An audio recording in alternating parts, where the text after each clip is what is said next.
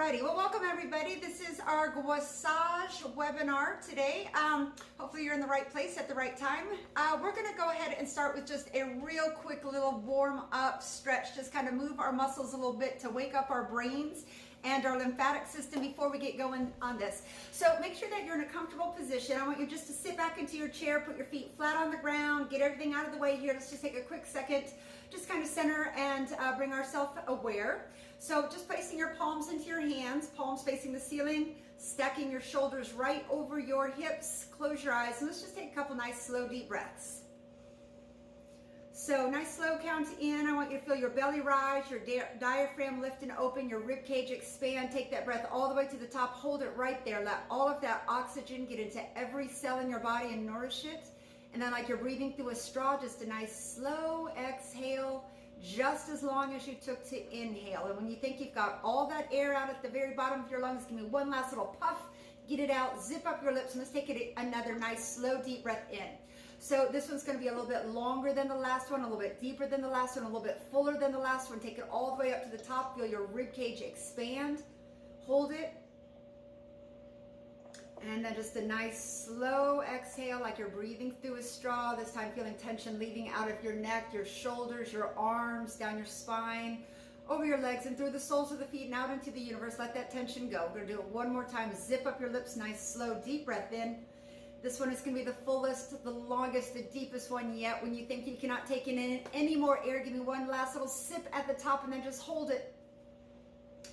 And then just a nice slow, slow, slow exhale. And we're going to start with just a couple minutes of just a little seated stretch. If anything hurts you, don't do it, okay? So opening up your chest, pull your shoulders back. I want you just to drop your chin down to your chest and then eyes up to the ceiling. Chin to the chest, eyes to the ceiling. Let's just do that a couple times. And then on this last one, let me have you hold your head, eyes up to the ceiling, and open your mouth as wide as you can, and then close your mouth. I'm going to do that 5 times. Opening and closing. This is stretching out, warming up our platysma. And when you're done with that, go ahead and bring it back to the center. And I'm going to have you look to your left as far as you can. Look back with your eyes. Look back with your nose. Look back with your mouth as far as you can. Take your opposite shoulder and pull it in the opposite direction. Stretch. And let's do that to the other side as far as you can.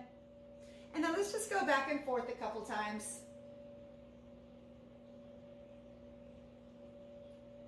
And bring it to the center and then lateral flexion. Left ear to the left shoulder, right ear to the right shoulder. And just a couple times, loosen everything up, just becoming aware if you're feeling tension on one side more so than the other. Now let's just roll our shoulders back, nice and slow and easy.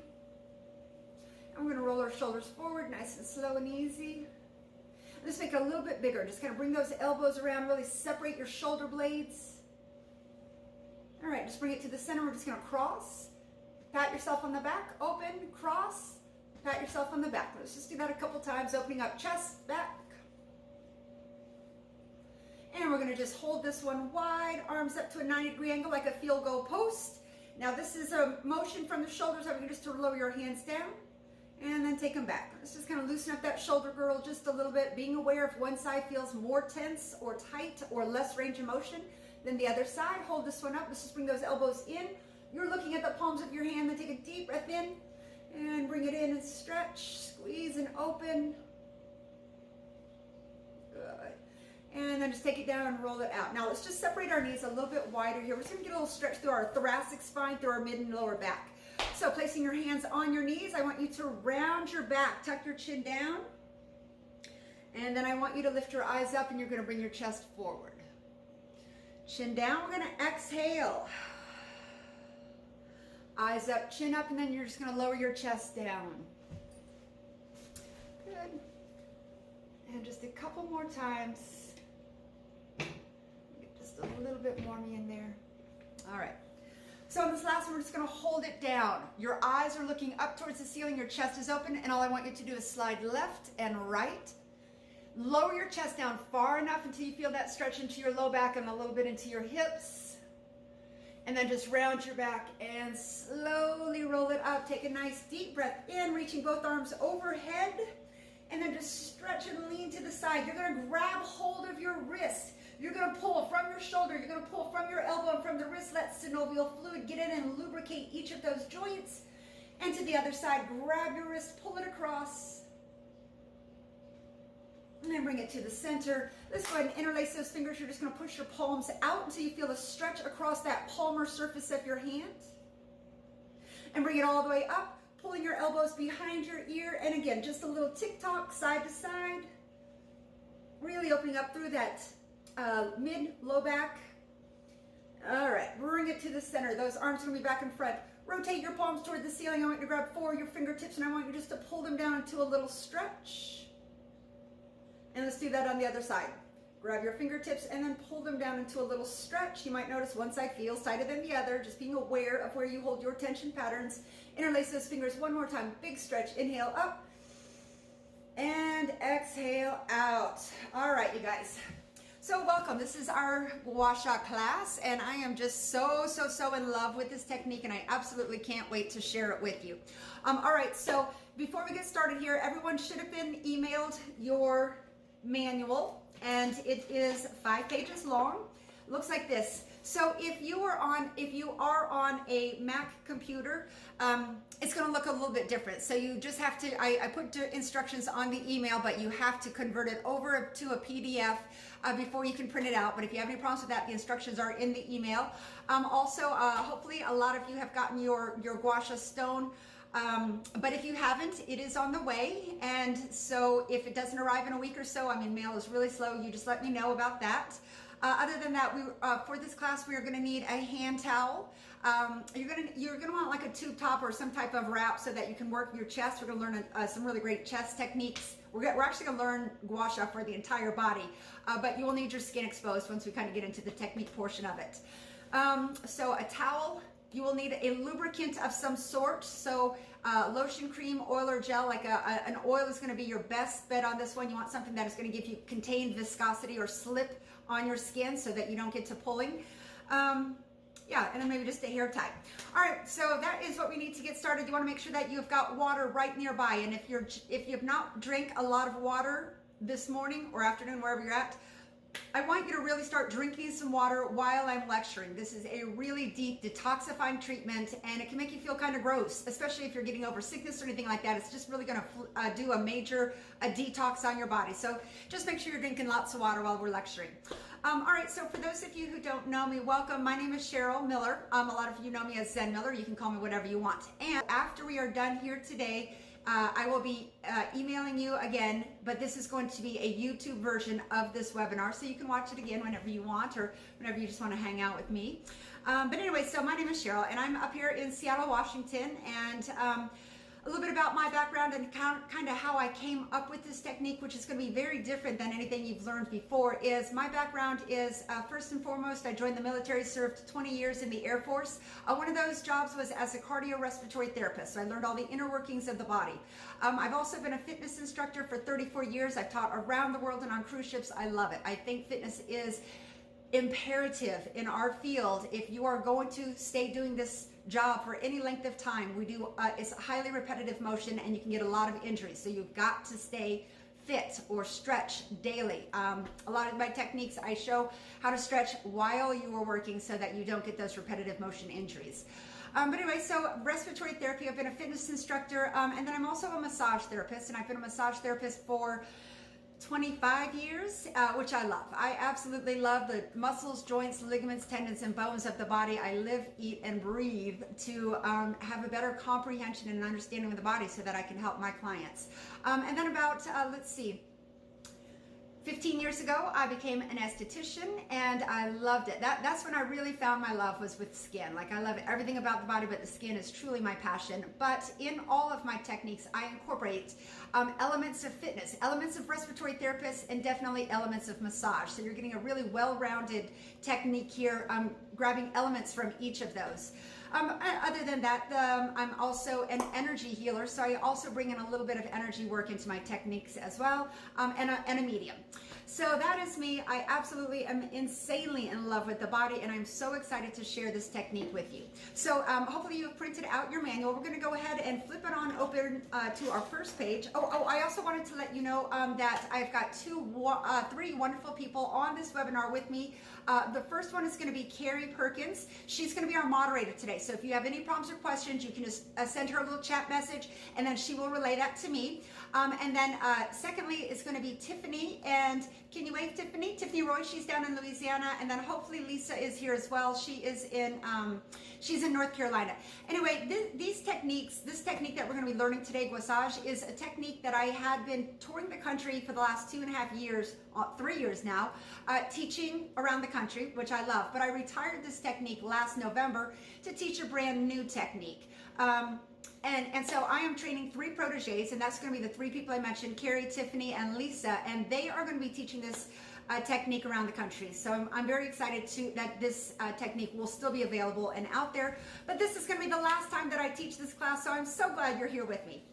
Anyway, so this is our first page here. We are on to the Guassage technique. So let's just talk a quick second about what Guassage is. Now, a lot of people think gua sha is, and let's just talk about the word gua sha for a second there. It is 2 words, gua and sha, and that's how you say it, is gua sha. So it's not geisha. I mean, I hear some really crazy words, but the word is gua sha, and that's how you want to say it.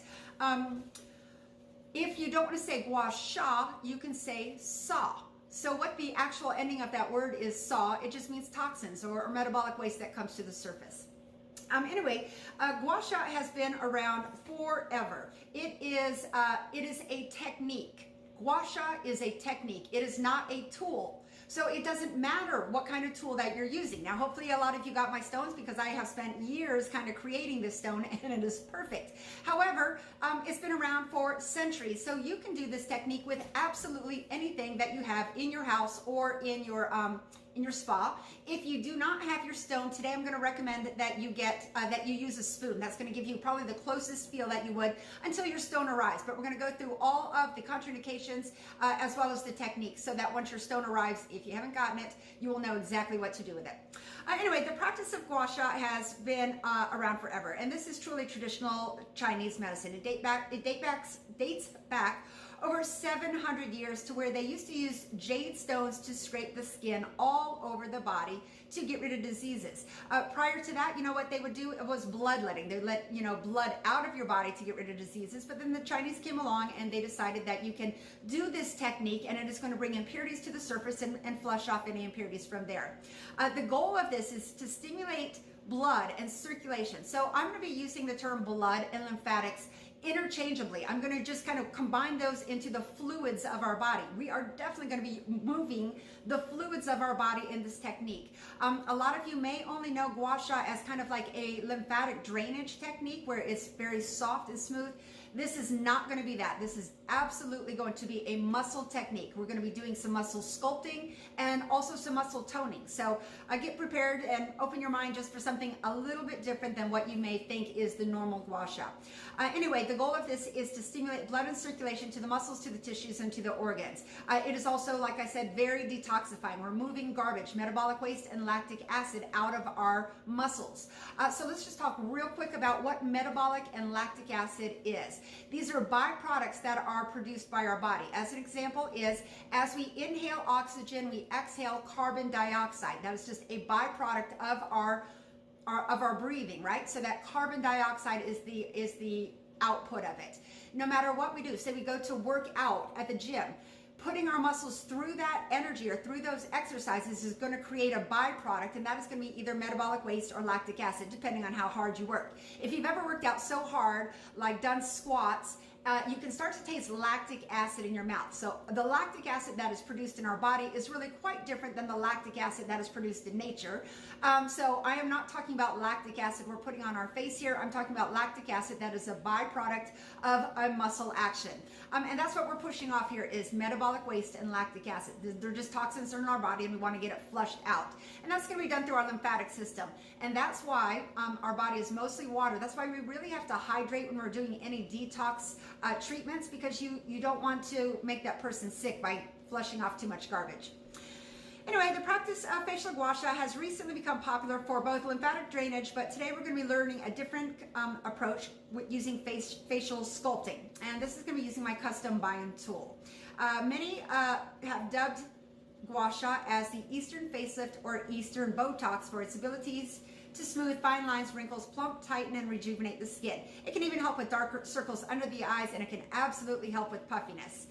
The term gua sha, or guasa is comprised of two words.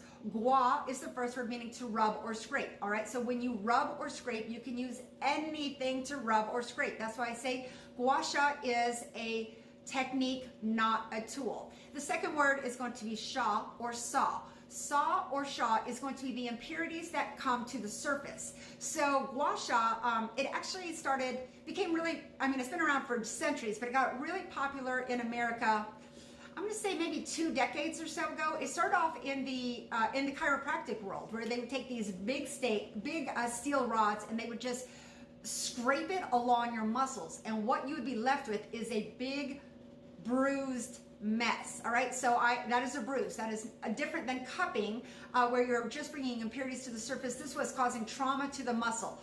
But during that trauma, what they're doing is flushing out all of the old stuff. They're aligning the fibers of the muscle, and they're bringing in new nutrients to help heal the area.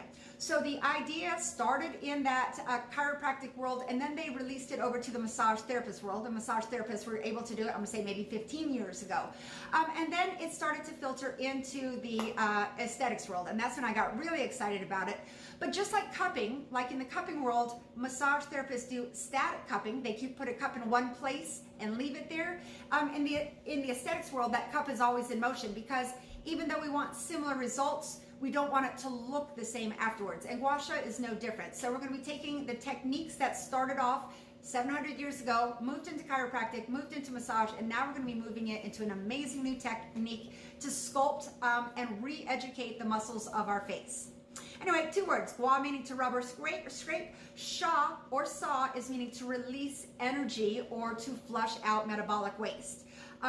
Together, the term gua sha literally means the act of rubbing the skin to remove excess energy or to push off any metabolic waste. So according to Chinese medicine theory, bringing heat to the surface of the skin releases blocked energy. It has been performed with any kind of tool that you can imagine. So for those of you who have your tool perfect, we'll go ahead and get that out. But for those of you who don't, I'm just going to talk about some different tools that I use in my practice and kind of how my class evolved. So when I first started teaching this class 3 years ago, I had my jade tool here, and it was amazing. And trust me, I love all stone tools. They have just a really cool energetic property about them. But I was traveling all over, so 50% of the time whenever I would land, this tool would arrive broken and I couldn't teach my class. So while it is a great tool for home use, just remember it's very fragile. So it wasn't viable for me to practice with.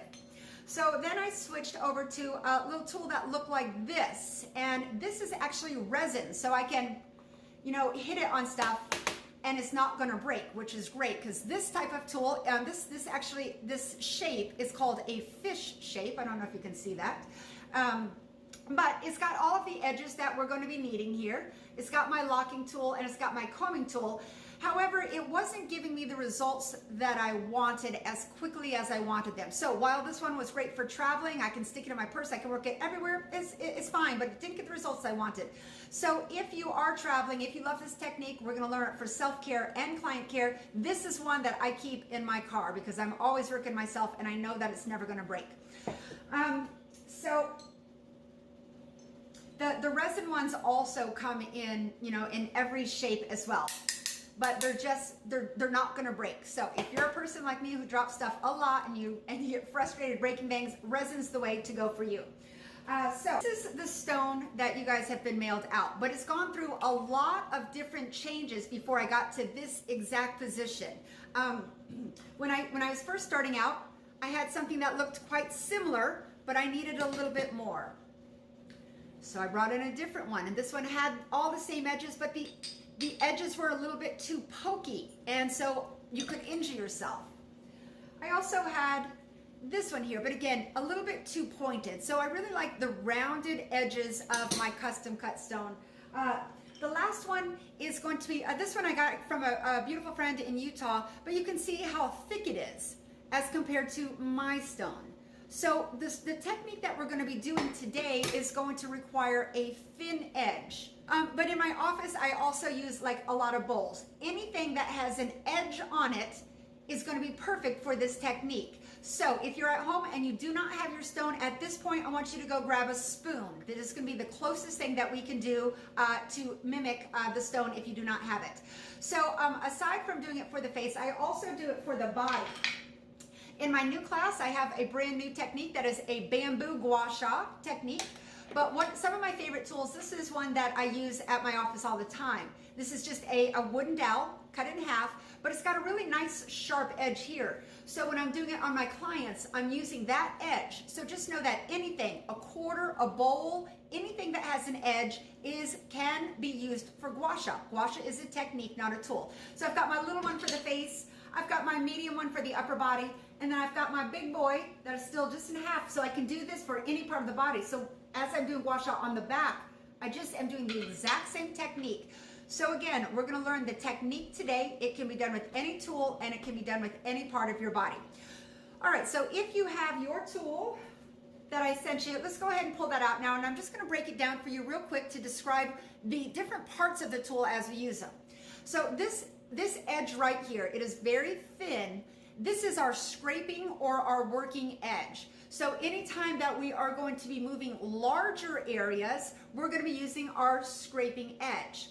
We've also got a couple little scraping edges right against the, on the edges of our tool. Now what a scraping edge means is just that it's thinner than the rest of the tool. So my tool is kind of fat in the center and then gets thin on my scraping edges. So the large spine, we'll call this the spine of the tool, is going to be for larger areas. So I can do chest or arms, but the smaller scraping edges are going to be for smaller areas if I wanted to do some sculpting under my zygoma or around my eyes. All right, so we've got our scraping edges. These edges here are called the locking edges. And I've got one side is a good bit deeper than the other side. This is my shallow side and this is my deeper side. So when we are doing a locking technique, this is going to be a real important part here. So I'm just going to go ahead and talk about it a little bit now, why we're doing a locking technique when we do this. I could lift muscles all day long, but as soon as I stand up, gravity's going to drop them right back down, right? Everybody would agree with that. It feels good, but it's not going to have any long-term effects. If I am just lifting a muscle, gravity will pull it back down. So if we break it down to this, say I've got my platysma muscle here. It's a large, flat, broad muscle all the way across the front of my neck, and it gets very saggy on a lot of people. That muscle is going to originate right at the superior edge of my clavicle, and it's going to insert right at the inferior edge of my mandible. So I've got all this entire area here. But what is holding that muscle into place is going to be ligaments and tendons, okay? In certain areas, not all of the areas. But what we want to do is create collagen in our skin. Now, collagen is the most abundant thing in our body. It is always being produced. But in this technique, our goal is to stimulate, to overproduce, or to actively produce collagen. And so we're going to learn how to do that, and then I will describe how that scraping technique works, or how our locking technique works. I'll come back to that in just a minute here. Let me finish with the description here. So, working edge, locking edge, and then this is going to be our combing edge. The combing edge, we're not going to really learn a technique for today, but once you learn the guasha technique, this combing edge is going to be great for a scalp massage. And the way I do it is I hold it into place for just a couple seconds and I just kind of walk it across and then do a little comb out. Amazing for exfoliation. When we get into the hair, this is not going to be so much a lifting or sculpting technique, but more of an exfoliation technique. So great for the hair, especially if you are starting to lose hair due to congested follicles. But also this is going to be great for men with beards. This is a fantastic technique for men with beards. A lot of times they've got congested skin because it gets blocked in there. So you don't necessarily have to walk it all the way down to the skin to do this technique. You really just have to embed the comb side of the tool into the hair, and then you're just going to kind of wiggle the stone itself. what that's going to do is going to take that hair in the follicle, and it just kind of mobilizes it a little bit. So if there is dead skin in there, oil, bacteria, anything in there, it just kind of moves it out of that follicle. So it's going to help with folliculitis in there. It's also going to get the dead skin off so they're not as itchy, and it's also going to stimulate new hair growth. So if you do any men clients and they have a beard and you're like, oh, I can only work this part of their face, get this gua sha tool in there, do that nice gua sha technique in the beard. They will absolutely love it. While you're doing this, if you are doing it on a man's beard, make sure that you are not using the same cleanser that you would use on a woman. Say, you can do it with any type of cleanser into their beard, but if you get a lot of foam or bubbles into a beard and you start doing this, you're gonna end up with just a big foamy mess, and it's going to be impossible to get out. So just do a low foam cleanser or no foam cleanser or no sudsing cleanser or an oil cleanser when you do this technique on men's beards, okay? So that's our tool, working edge, locking edge, and then this is going to be our combing edge. And I'll talk just a bit about the differences between those in a second. Let's head on back to our manual. Oh, I know. So this is, let's just talk about what the buy-in stone is. So you guys have each been mailed a buy-in stone, and you might not be familiar with this stone, but it is absolutely amazing. Like I said, I went through the jades and the amethysts and the crystals and the plastic ones. I mean, I went through a lot of them, but when I found this stone, I fell in love with it. So let me tell you why I like it so much. So it is called a buy-in stone, B-I-A-N stone, and it is part of the slate family. So what you're going to notice is, and I want you to look down at your tool now, every single tool is different. You might see some lines going through there. You might think that is broken, but it's not. It's part of the slate family, so every single tool is unique and different, but they are very breakable. So do not let this one drop, all right? Sometimes if you let it drop, you might break off a tooth or two, and that's okay. You can still use it. If it breaks in half, you can glue it back together. It's a sturdy stone, a very sturdy stone, but it will break. But anyway, so it is part of the slate family, and every single stone is unique and different and beautiful. Let's see here. These were formed when a meteorite hit the Earth. Chemical analysis shows that there are more than 40 trace elements in this stone right here, and I've got all those elements listed in there. But what happens is, as we're doing this technique, the trace elements that are in the stone are actually being infused into the skin. You just need a tiny bit of it, and it is working from the stone. When this stone is rubbed against the skin, it's going to give ultrasonic pulses. So I like that the best. This stone is actually talking to me. As I take it over a muscle, it is telling me exactly what is going on underneath the structure that I can't see, but I can feel. So this tool vibrates. So you're going to feel what's happening underneath there. Those ultrasonic pulses are going to help speed up that healing process also. It is also going to create, this technique that we're going to do is also going to create far infrared waves. It is going to create a warmth or an erythemic response that is going to help speed up the healing of the area that we're working. This, like I said, this is going to amplify the vibration of our body, the meridians of our body. Is going to make everything better. It's also going to produce negative ions, which is great for oxidation. And with this stone, we are going to be strengthening, balancing, and toning the muscles of the face, as well as that connective tissue. The combing edge, like I said, is going to be great for the hair or for beards. The working edge is always going to be used at 45-degree angles. We'll talk about that more in just a second. The most important thing that you need to know about this is it is a very safe and wonderful modality, but we are going to be working deep. We're working all the way down to the bone. So you need to know quite a bit of what's going on underneath it. And I'm going to walk you through that in just a second here. Since we are working on a deeper level on this one, it is a lifting technique, a sculpting technique. We're going to be producing some metabolic waste afterwards. So we're going to start this technique with a lymphatic flush, and we're going to end this technique with a metabolic flush or lymphatic flush to flush off the metabolics. It is perfect for self-care and for client care. All right, so let's go ahead and take it over onto page 2. What is guassage? It is gua sha or guasa mixed with massage. So we are actually going to be doing massage with this stone. We are going to be sculpting and toning the muscles. The benefits of this: we're going to stimulate that blood, lymph, and chi flow. We're going to flush off lactic acid and metabolic waste. We are most definitely going to be stimulating collagen on this. It's going to firm tone and balance the muscles. Balance is a big one. Now, when we did those stretches, you may have felt in your own body that you've got some imbalance, where one side is tighter or less mobile or less range of motion than the other side. Your clients are going to have that also. So this beautiful little tool is going to do some muscle balancing work, and you're going to love it. Your clients are going to love it. It is going to help soften and decrease the appearance of any chronic or repetitive motion lines or wrinkles or tension within the muscle itself. It is going to be a light exfoliation. This is going to release any myofascial adhesion. So when I get to the photos, I'll talk about what a myofascial adhesion is. Very decongestive on this one. Super, super healing energy. It's going to accelerate that cellular turnover through that exfoliation process. It's going to soften our 11s, our crow's feet, our nasal labial lines. It's going to soften the lines around our lips, soften the lines on our neck. It's great for lines on the chest as well. This can be done anywhere on the body. Once you know the technique, once you know the flow, it can be done anywhere on the body. So when we flush off all the garbage, what we're bringing in on that backfill is going to be a whole bunch of nutrients and oxygen-enriched blood, which is exactly what our muscles are craving. So this can help aid in digestive issues, glandular issues, hearing issues. All right, so how is that going to be happen? How is this stone going to help my hearing? Well, we're going to talk about that in just a second. All right, so Carrie, if you wouldn't mind, could you please start our slideshow? Hopefully you got those slides. So we're just going to start at the very base of our skull, which is where this is going to... Just one second. Oh, yeah, there I am.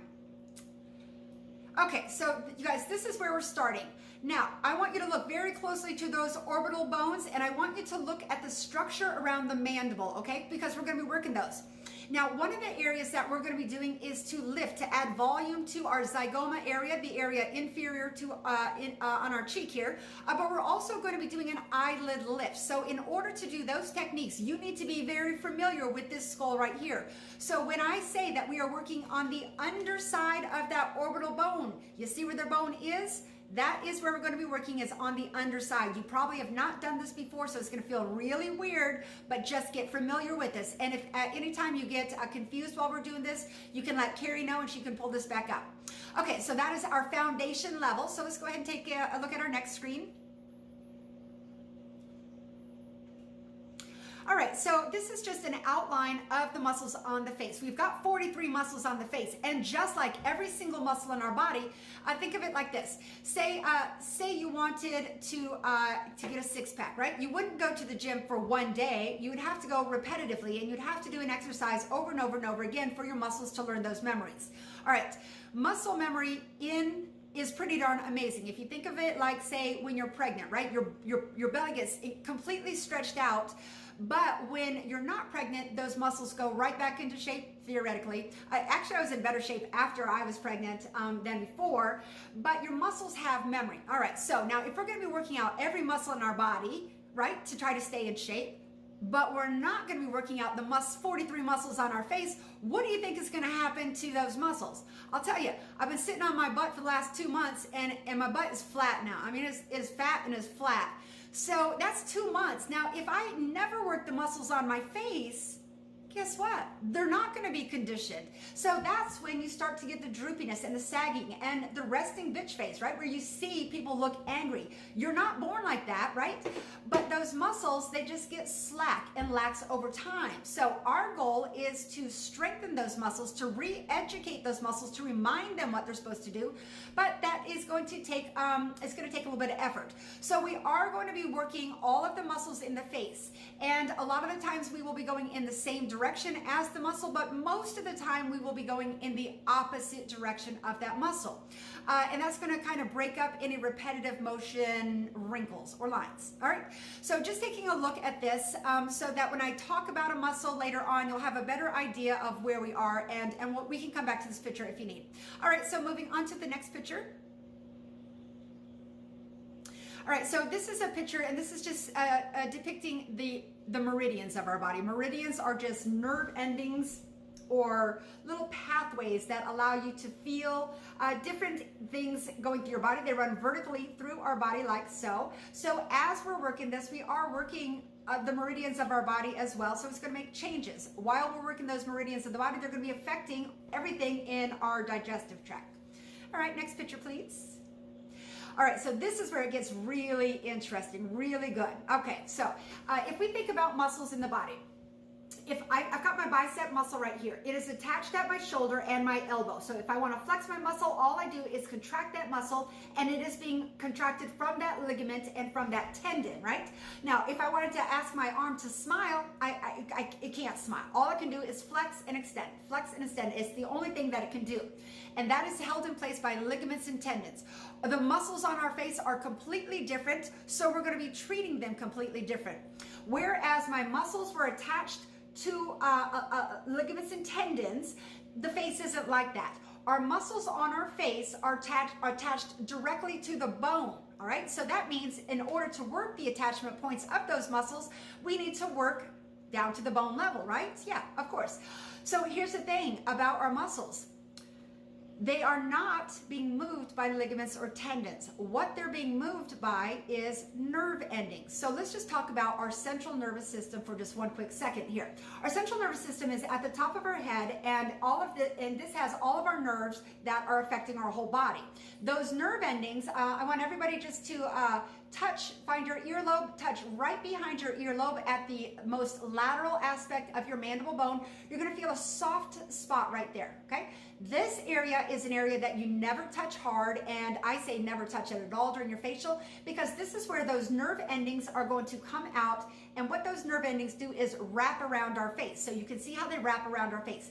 Instead of ligaments and tendons moving our muscle like in our body, it is the nerves that are moving our facial expressions, all right? So they come out behind my ear, they wrap around my face. If I wanted to lift my eyebrows, if I wanted to go into a smile, every single one of those movements require nerve activity. Those nerves have to be activated to make those movements, all right? So one of the things that we're going to be doing during this is, it is an active technique, but it's also a calming technique. So we're going to try to calm the central nervous system so that we can relax those nerve endings and really get in and do some good muscle work.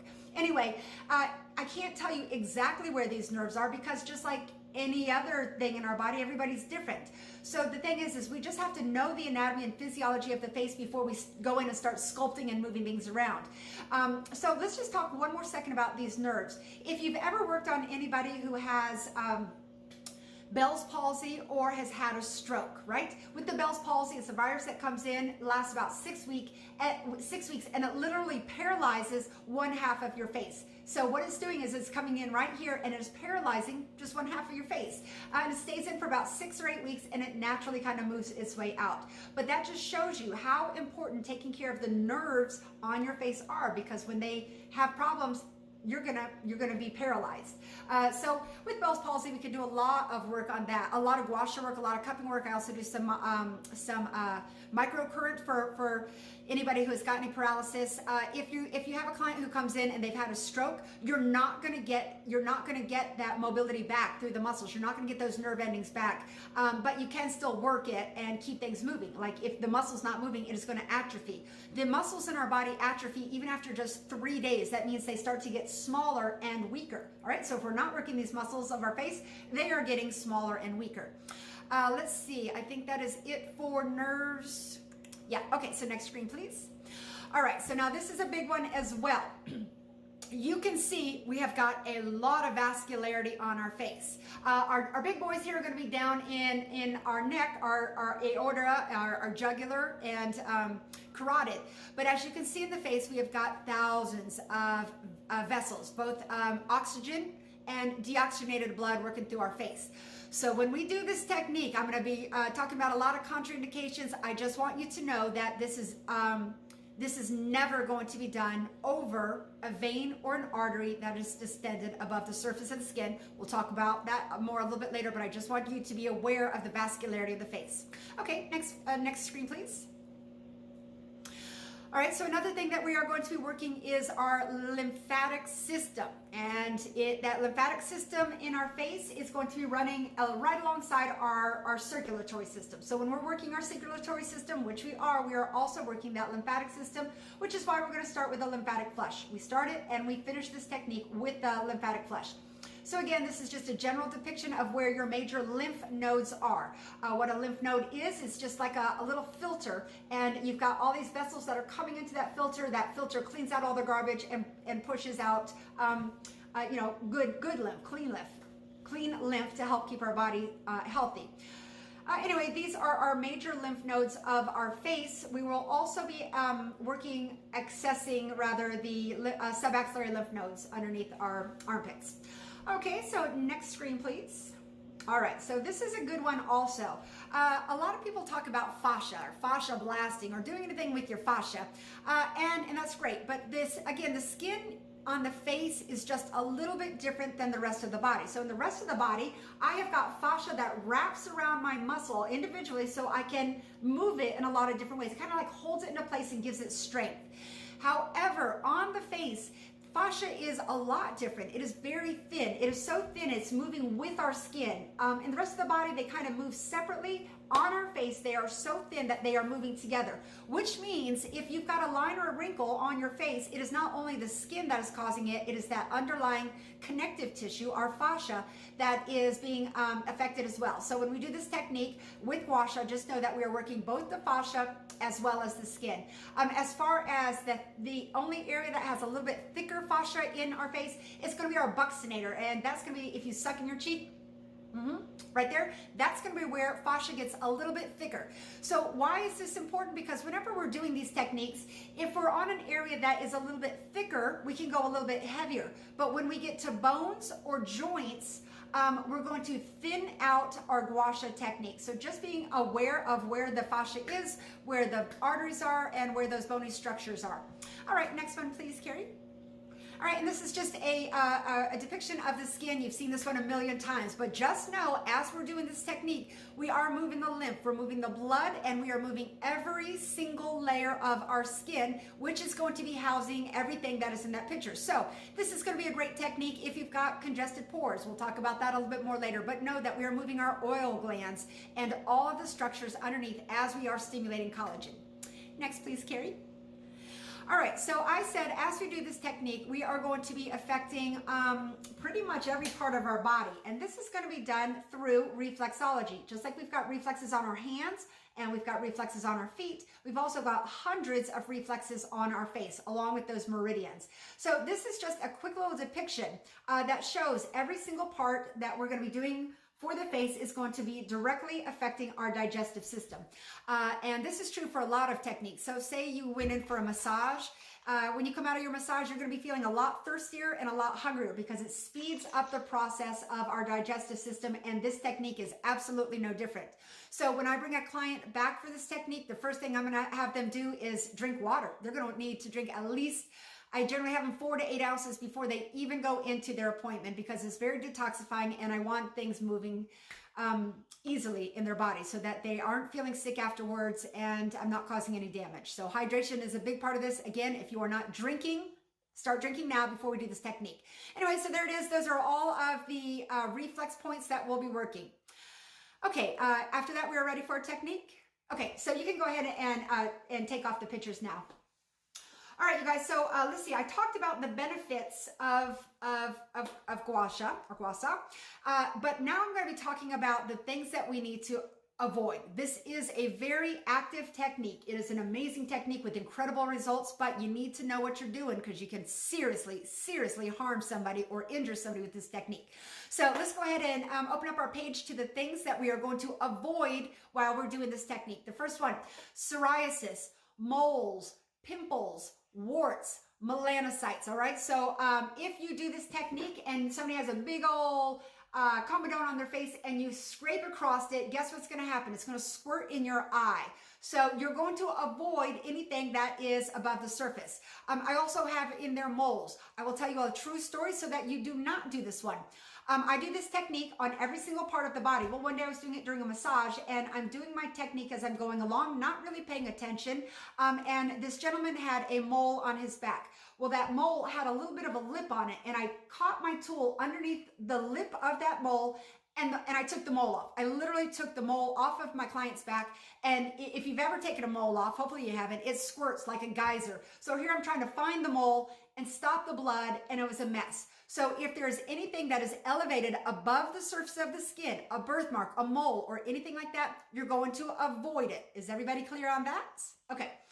Next, it's going to be cancer. This is a contraindication for guasa. We're moving a lot of stuff here. So if your client is already sick or decongested, also we're not sure how cancer is spread. So if your client has cancer, you are not going to do this technique on them. Any open sores or lesions, do not do this technique over that. Papules, plaques, vesicles, pustules, carbuncles, furuncles, any kind of uncles, do not gua sha over it, okay? Urticaria, that's gonna be your wheals or your hives. Don't gua sha over it. Pityriasis, crusting, scabs, eczema, dermatitis, erosion, ulcers, petechia. All right, so let's just talk about petechia for a quick second. Some of you might not know this word, but you can go from a therapy treatment to petechia in one single little stroke. What petechia is when you actually cause damage to the area and you have caused a vascular reaction. It's gonna present as pinpoint little blood spots on your skin. So I did cupping the other day. I said you could get a silicone kiss and you could just brush it off, like just flush it off. This one you can't. If you cause petechia on your client, they're gonna be walking out with petechia. So I'll say it again and again and again. This technique needs to be done under a bright light, under your mag lamp, and it needs to be done with a lubricant on the skin. We do it in short little sessions so we can take a really good look at their skin and make sure that we're not causing any damage or any petechia. Again, incredibly effective, but you need to know what you're doing and you need to watch it closely. Okay, so this is not going to be done under inflammation or purpura. All right, that's bruising. If your client is bruised, do not do this technique over them. All right, so next we're going to talk about Botox and fillers. You guys, this is the important one, okay? When a client comes into your office and they have Botox, maybe they'll come and they'll say, well, I had Botox. I'm not sure if I still do. You're going to check them by just having them go through the motion, wherever they say they had it, have them scowl their face or squint their eyes. If they can do the motion and their muscles respond, you can do gua sha over it, all right? If they cannot move that muscle because they have Botox, don't do this technique. And I'm going to tell you why. Because what we're doing is, the goal of this is to mobilize those muscles. We saw a quick drawing of our anatomy and physiology. We've got our skin, we've got our lymph right underneath it, and then we've got our connective tissue, all right? Epidermis, dermis, hypodermis, and then we've got our muscles and we've got our connective tissue. They should slide easily over each other, right? But like I said, they're pretty connected on the face, but we can still get some movement in there. So if a client comes in and they've got Botox, they do not want that muscle moved. But what if we're coming in with gua sha and we start moving that muscle around? All we're going to be doing is flushing that Botox out of their muscle, and not one single client is going to be happy if you flush Botox out of their muscles sooner than it is. So have them go through that range of motion. Make sure that they do not have Botox in. Once you establish that, you're good to go with the usual precautions. The second one is going to be fillers. Fillers are a little bit different. This is going to be a hyaluronic acid. It is a big molecule that they inject. Normally, they inject these into areas that are going to be the inferior sides to add volume to areas. And when this goes in, it is painful as a mo, but it is also going to stay mobile for about 5 to 7 days. So that means, say I get cheek injection here. They're going to inject an inferior zygoma, right? It's a large molecule and they're creating volume in that area. So now I'm not going to have my nasal labial lines. It is going to create volume and it's going to lift everything up and out. But the filler is mobile. So that means, say I get it in here for 5 to 7 days, I can take my finger and I can move it around to get it into the shape that I want it, right? I can just move around. After about 7 days, it's going to lock pretty hard into place. Now, if you were in my cupping video the other day, I said, do not cup over Botox, but you can cup over fillers because your cup is not going to mobilize it. However, this is a stone. So if I put a stone across that filler, even after 7 days, I can mobilize it, right? And filler is a lot more expensive than Botox, and if you mobilize someone's filler, they're not going to be happy. So the first thing you need to ask your client when they lay down is, do you have Botox or do you have fillers? All right. If they have either, you are not going to do this technique over it. Again, after 7 days, that filler gets hard, but this is harder than that, and we can move it. Now, what happens if you do mobilize someone's hyaluronic acid? This happens. Say you mobilize it and it's out here. You can't flush it out. It literally has to go in and be dissolved. So circle that, highlight it, underline it, whatever you need to do, but just make sure that before you do this technique, either on yourself or to your client, that you know their Botox and filler status. Okay, I'm going to stop here. Are there any questions before we go on? Any questions about what we've covered so far? And if you have a question, you can just unmute yourself and ask the question. I have a question. Yes, ma'am.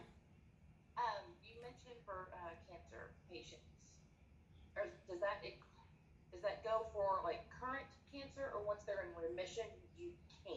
Okay, so yeah, so it's a really good question. So again, this is a huge lactic metabolic flush. So if they have cancer, hard no, hard no. Right. If they are in remission, you want to make sure that you get a doctor's note making sure that they are cleared to receive this, because they're going to be on a lot of medicines that are going to be changing the way their skin responds. Does that make sense? Okay. Yes. Okay, so yeah, that's going to be a case by case. But the beauty of this is you can do it as light as a feather, or you can go in and do treatment work. With the cancer though, just really watch it. Okay, any other questions? Yeah, there was a question. Is 2 to 3 weeks a good time frame for filler after fillers? 2 to 3 weeks. No, never for fillers, never for Botox. No fillers, no Botox. No. Okay, so again, it gets firm after about a week, but this is more firm than that, and so we will still mobilize it. So I say no. I say no. And you know what, you guys? I've had fillers and I've had Botox, and the only way I could really discover this without, you know, screwing up a client was to do it on myself. And so these are all techniques that I've tried on myself. Like I had cheek fillers and I tried to mobilize them with this, and I could very easily, too easily. And that was even after a week. So no fillers, no Botox. Any other questions? Okay, so we're going to go on. We're still on our list of things to avoid. The next one is going to be telangiectasia, T-Lang, right? So on this one, like I said, this is an active technique. We are creating warmth or an erythemic response. So if they've already got problems with vascularity, and let's just talk about what problems with vascularity looks like. All right, so we know that telangiectasia is a broken or a compromised capillary, correct? But as we do this, you've seen people and they've got that vein that's sticking out of their temporalis or up here onto frontalis, right? The way vessels work is if you have a vessel, be it arterial or deoxygenated blood, that is supposed to stay within your body. However, these are just vessel walls. That it's not a voluntary movement. They're just kind of doing their own thing. So as they get stressed in life, they get compromised. So anytime you have got a vessel that is distended above the surface of the skin, like you can look at someone and you might see a vein, but if it's underneath the skin, that's fine. But if that vein pops above the surface of their skin, that area is off limits. You do not want to take a vein that is already distended and stretch it out. You know what could happen then? We could throw a blood clot and stroke our client out. So does that mean you can't do it if a client has a vein? No, you absolutely can. You would just avoid the area where that vein is distended, okay? Any questions on that? If a vein is distended to the point where you can touch it, it is above the surface, you can see it and you can feel it, do not do this technique over that, and do not do this technique over telangiectasia. Both of those are going to be compromised vessels. Zan, there was no questions on that, but there was a question on melasma. Melasma, yeah, so this isn't really going to be helping or hurting melasma. Yeah, it's really not going to do anything for melasma. That's great. No one's ever actually asked that one before. That's a good question. Okay, and you guys, you know, I want you just to know today when I'm talking to you, this is just my truth. This is just my truth, things that I've discovered over decades of working on bodies, like literally 100,000 bodies. But I know we all come from different education. So maybe I'm saying something that is really quite different than you. And that's fine. If you have something, you know, that you want to speak up or say, hey, I learned it this way, can you clarify it? please put that in the comments. I will get to it. But just know this is my truth. Also, I am speaking very anatomically correct, so everybody knows what I'm talking about, what bony landmarks are, or which direction I'm going. So when we get to work in just a quick little tip on that one, medial is going to be the center of my face. So I'm always going to be working medial to lateral. Never would I want to bring fluid in towards the center of my face. I always want to flush fluid off the center of my face and out to my lateral lymph nodes so I can flush them down. So medial to lateral. If I'm going to be working down, that is going to be inferior. If I'm going to be moving up, that is going to be superior. So this is a lifting technique. So for the most part, I'm going to be moving inferior to superior as I'm working. Okay, so back to our list of avoid. Botox. Medications. Sorry, Suzanne. A question just came in about medications, hormones. Is there anything? Yeah, so I'll get to that in just a second. Great question. I definitely will get to that because that is a huge, huge, huge part of it. So back to our list of things to avoid. The Botox and the fillers, 100%, telangiectasia or any distended veins or arteries, weepy lesions. So this is a good technique for congested skin, but if it's anything that is big or weepy, again, if you're going across it, all it's going to do is squirt out and you're just going to be smearing bacteria all over. So nothing that is weepy.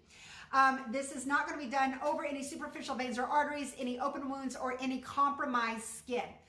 All right, so compromise can be a lot of different things, but this is going to be your generalized list of things to avoid. Okay, so now let's go ahead and flip on over to the next page, and this is going to be our list of contraindications. So those were things we avoid. These are our contraindications.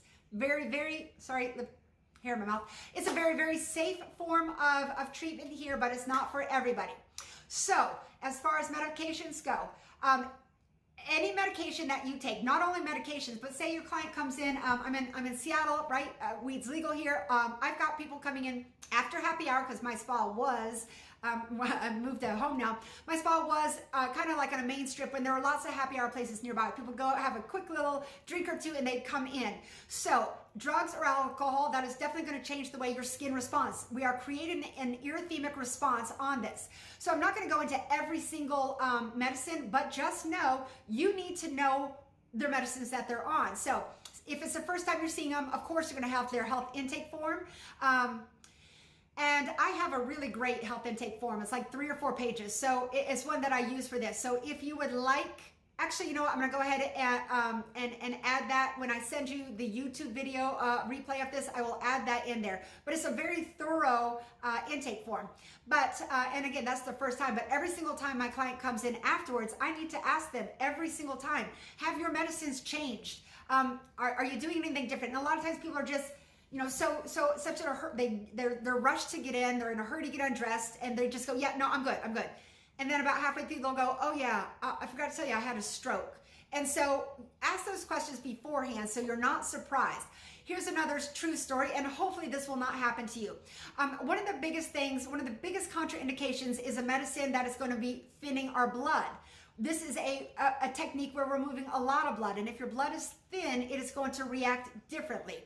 So one time I'm doing just massage. This was just straight on massage with a client. And I had known she had had a stroke and I had known that she was on Coumadin. Let's talk about Coumadin for 1 second here. Coumadin is a prescription blood thinner. But if you take 1 Coumadin, say your client is taking baby aspirin. If they take 3 baby aspirin, I take baby aspirin. A lot of old people do. It thins out your blood. 3 baby aspirin is the same as 1 Coumadin. So maybe they'll say, yes, I'm taking baby aspirin. You need to say, well, how many? Okay, 1 itty bitty one a day, you're going to be fine. But if they're taking 3, their skin is going to be changed. So this is what happened to me, and this was with the massage, but it has to do with blood thinners. A gal come in, like I said, I knew she had a stroke. I knew she was on blood thinners. I had been seeing her for a decade, and the style massage I do is very deep, and I mean like poke your elbow through your rib cage deep. So I don't play around in there. And she had been getting it for decades. Well, one day she came in, I saw her a couple weeks later, and she said, oh, it's the first day that I can wear short sleeves. And I'm like, what you talking about, Willis? And what had happened is she had doubled her Coumadin, and she didn't tell me, and I didn't ask. And she was bruised on every single inch of her body that I touched, right? Now, I'm lucky that she's a good client, that she didn't sue me. In that instance, do you think that's her fault that she didn't tell me her medicines had changed, or is it my fault? If you think it's her fault, you're wrong.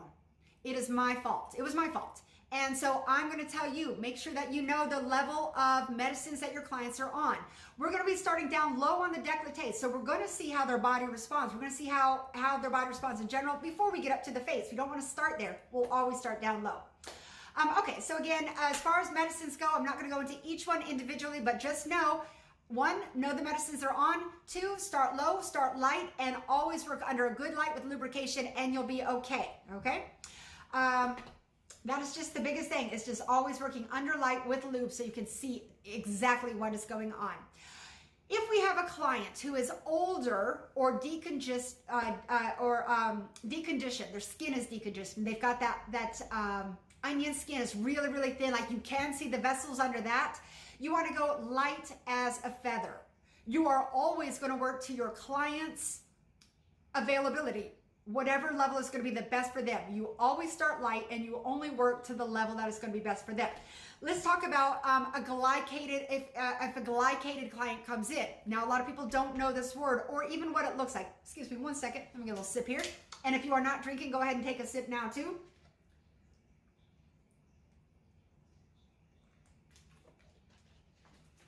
All right. So glycated skin looks a bit different than your run-of-the-mill wrinkles. It's going to look kind of like a crosshatch. I get a crosshatch. So it's going to have like a crosshatch on the skin. A lot of times it's in the lower face, and a lot of times it's just from, unhealthy food choices, too much sugar in their life. So if you have a client with glycated skin, and if you're not sure, write that word down, glycated, and look it up so that you can know the difference between wrinkled skin, old skin, or glycated skin. And glycation can happen at any age, depending on your diet and kind of heredity and stuff. At any rate, if you have wrinkles, this is going to be a great technique for you. If you have glycation, this is a contraindication. So you need to be able to know the difference between the two. That glycation, if you start doing guassage on a glycated skin, you're going to make things worse. All right, so just be aware of what that looks like. Anyway, based on your client, if they are older, if they are deconditioned, if they're glycated, or if they've got that onion skin, you are going to do more of a tonifying technique instead of a muscle sculpting, muscle re-education technique. If you've got a younger or stronger or active person, you can go faster and deeper. So start slow and low, and then kind of work your way into the muscles based on what they can handle. Okay, any questions before we go on from there? Okay, so just below that, I'm going to go one more time over our list of hard no's before we get started. Hard no's, do not do this. If your client has Botox or fillers, that's a no. If they have any metastatic or malignant condition, metastatic or systemic malignant condition, that means if they have cancer, do not do this technique on them. If they have deep vein thrombosis, again, you need to know kind of what medicines they're on. If they have deep vein thrombosis and we do this technique, again, we could throw a clot. You don't want to do that. Undiagnosed or acute infections, no. Undiagnosed lumps or bumps. Let's just talk about that for a second, because we are definitely going to be finding some lumps and bumps on the face with this technique. Now, I showed you a real quick picture of where our lymph nodes are. We've got a really large chain on our SCM. So let's just identify where our SCM is. It's our sternocleidomastoid. It gives us rotation and flexion of our face. So turn your head to the side, drop your chin down to your shoulder, reach across your body, and you should feel a really big, thick, meaty muscle. Like if you can see, I've got my fingers around here. I can really grab it and just kind of pull it away from my body. This is a really tight muscle on a lot of people. However, there's going to be a lot of lymph nodes in there. You might have some tenderness or feel some lumpiness in there. Those lymph nodes, again, not the same for every person. They could be under the muscle, woven into the muscle, or on top of the muscle. However, where I feel it most of the time, and I'm sure you guys have felt a swollen lymph node, like when you're sick, in this area right here. That's because we've got a ton of lymph nodes right on the underside of our jaw. Well, one of the techniques that we're going to be doing is going to be working that exact area. And so you might feel some lumps and bumps as you go along working that inferior mandible. If you do, you can ask your client, is this feeling tender at all as I do this? And they may say yes or no. If they say yes, just say, all right, so your lymph nodes are feeling a little puffy in here. Have you been sick lately? Now, if they say, oh yeah, I was sick about a week and a half, 2 weeks ago, that's going to make sense for it to still have a little bit of residual swelling in there. But if they say, yeah, that lump that you're feeling there, it's been there for about 6 months. And sometimes it gets a little bit bigger, and then sometimes it gets a little bit harder, and then other times it just kind of gets soft and almost goes away. Do not do this technique over anything you're not sure of, or if it doesn't make sense, or if you're feeling something, ask questions about it. Don't just start reefing on, you know, get it out there, I'll help you out here, because if you're not sure, you could cause a lot more damage. So start slow and low, start light and easy, and ask questions along the way. Like I said, this tool vibrates, and we're going to try it on our arm in a second, so you'll feel that vibration. But whenever there is something unusual or different on the skin, your tool will vibrate and let you know, hey, something going on here. Okay, so no undiagnosed lumps or bumps, open sores or lesions under the influence of drugs or alcohol. Again, that's just going to change the way their skin responds. And then the last one is going to be active lupus. This is not going to be good for anyone with active lupus. Or actually any active autoimmune, right? They're probably not going to be getting a facial anyway, but if they are, this is not a good time for them because it can really make them sick. If they've already got compromised systems like hearts or kidneys, and we're doing a big lymphatic flush or metabolic flush, it's not going to be good for their body. So, no lupus, no cancer. Now, the next one is going to be the proceed with caution. These are going to be your yellow lights. This is ask questions if you're not sure if this is going to be a good technique for them. So the way I do my facials is I only have one on my menu. It's $179 an hour. It's called my Zen Face Lift. It's an award-winning facial, but it is a bespoke facial, which means it is going to be set up exactly for what the person needs. It's 10 steps, but if a person is not going to be indicated for one of those steps, I would just go on to the next one and do a little bit more time. So ask the questions, make sure you know what you're doing before then. You can still do it nice and light just to kind of get the feel of it. But anyway, yellow lights, proceed with caution. Edema, following any cancer treatment or any carcinoma treatment. So let's just talk about edema for a quick second.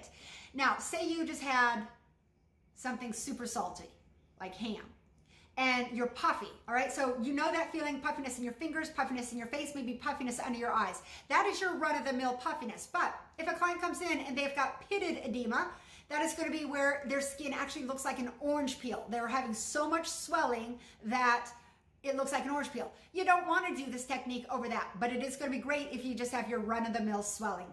If they've got any thyroid dysfunction, chronic inflammation, bronchial asthma, hypotension, all right, so I've got hypotension and there's your blood pressure. If you've got high blood pressure or low blood pressure, this is going to make a really big change in their body. And it's not so important while they're laying down, but when it's going to really come into effect is when you go to sit them up. So if they have high or low blood pressure and they go to just stand up, they will fall out. It's happened to several of my clients because I do such aggressive work that it really changes their blood pressure. But in doing this, even a light technique on the face, it changes that central nervous system. It changes our vascular and lymphatic system. So it is going to change your blood pressure. If you have high or low blood pressure, you're going to sit your client up. You're just going to give them water for a second and just say, yeah, let's just do a little bit of stretching, roll your shoulders out before you stand up so they don't pass out. But that's going to be a yellow light. Ask questions about that if you're not sure. Diabetes. This is going to be unregulated diabetes. So if that diabetes is being handled by medicines or through diet, you're going to be okay. But if it is unregulated diabetes, not a good idea. Reactive eczema or inflamed rosacea. Do not do this technique over anything that is active or inflamed. It's not going to have a good result. This technique is causing an inflammatory response. So if we're doing an inflammatory response over inflammation, two negatives do not make a positive. You want to just not do it over anything that is already puffy or inflamed.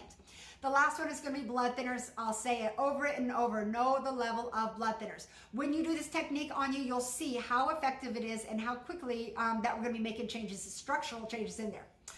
All right, so let's see. This is a lifting technique, which means we're always going to be going in an upward fashion. At no point during this technique do you want that tool to be going in a downward fashion. What that's going to do is it would drag the skin down, it would assist gravity and add in more wrinkles. So our goal is to always be lifting the skin and the muscles and that connective tissue underneath it. These techniques are going to be done for a short period of time. That's going to be about 5 seconds, maybe 10 seconds before you stop and you take a look and see what's going on with that structure underneath. The strokes themselves are only going to be about this big, 2 to 3 inches. It's done several times throughout. Okay, so we are ready to start learning our technique now. So I'm just going to lower this down here a little bit. Actually, I'm just going to scooch this back here just a little bit so I can get a little bit more in it. This is where you are going to need your tool if you have it. You're going to need a spoon if you don't have it. And you're going to need oil, and you're going to need a towel. So if you don't have it, go ahead and grab it now. Let's just come. Okie dokie. So everybody has a tool or something that they can use. So this is the gua sha tool that you have been sent. This tool will never, ever, ever be worked in this fashion. It is always going to be worked at a 45-degree angle, like you would a lancet or a dermaplane, right? So this tool, I want you to think of it as like a snow shovel. Say my snow is right here. I'm going to be shoveling that snow away. So in this instance, we're going to be shoveling that snow towards the heart, or any metabolic waste towards our heart. So let's just go ahead and we're going to use our arm for this demonstration. You're going to need to put a little bit of a lubricant on there, and then you're going to need to wipe your hands off. If you grab your tool with oil on your hands, you're going to drop the tool. If you drop the tool, it's going to break. So apply a lubricant to your skin just a little bit. You want enough to stay in control of the tool, not so much that you're looking kind of that you're looking too oily and you're going to lose control over that slip. All right, so the first thing I want you to do is you're going to take this, and the way I would have you do it is you're going to put your, I'll do it this way also. So we're never going to work it at this angle. It is going to be at a 45-degree angle. This is going to be a lifting technique. If I were to move all my fluid towards my hand would get puffy. So I want to get all of that fluid return heading towards my heart. I'm going to show you what it looks like first, and then I'm going to show you what I'm actually doing. So the technique itself is going to look like this. Now what it looks like what I'm doing is going forward and backward, and forward and backward, and forward and backward. But I'm not, because I'd be wasting my time, wouldn't I? I'm going forward only. So the movement is going to be 45-degree angle. I'm working the edge of my tool, and it is going to be 2 to 3 inches toward my heart. I lift the tool up and I bring it back. 2 to 3 inches towards my heart, lift the tool, bring it back. One direction only, and that direction is towards my heart. So when I speed it up, it is going to look like that. But each time, this is the movement. Go ahead and drop your tool down for just a second. Now, the goal of this, as I said, is to cause an erythemic response. What we're doing is we're causing an ischemic response. So ischemia is where there is no fluid in there. So as I am doing my stroke, I cause ischemia, and then there's an immediate backfill of those nutrient-rich fluids, and then I'm going to cause ischemia again. But ultimately, what I'm looking for is erythema. It is going to be a scraping motion, and what I'm looking for is to reach erythema. All right, so I'm not sure if you can see, yeah, not so well here. Anyway, looking down at your own skin, I want you to work your tool for about 10 to 15 seconds in a new area until you reach erythema. And after 10 strokes, if you're not reaching erythema, you need to either change the angle of your tool so that you are working that scraping edge, or add a little bit more pressure. All right, so now not everyone is going to be able to see if they are becoming erythemic, right? Maybe your skin is darker. I can see it in seconds on my skin, and pretty much anyone up here in the Pacific Northwest, but that's not the case for everybody. So we're going to be doing about 10 to 15 seconds, and then if I am not seeing any erythema, and I know you can't really see it here, but I am erythemic on my wrist where I was just working. But if I could not see that erythemic response, what I would do is touch it. I would touch it. And what I'm looking for is warmth on the skin. I'm looking to create a warming of the skin. Okay, so give it a try. See if you can touch it. See if it is warm, or see if there's any erythema. If it feels good, go to a different area. We're going to be working 2 to 3 inches at a time until erythema is reached.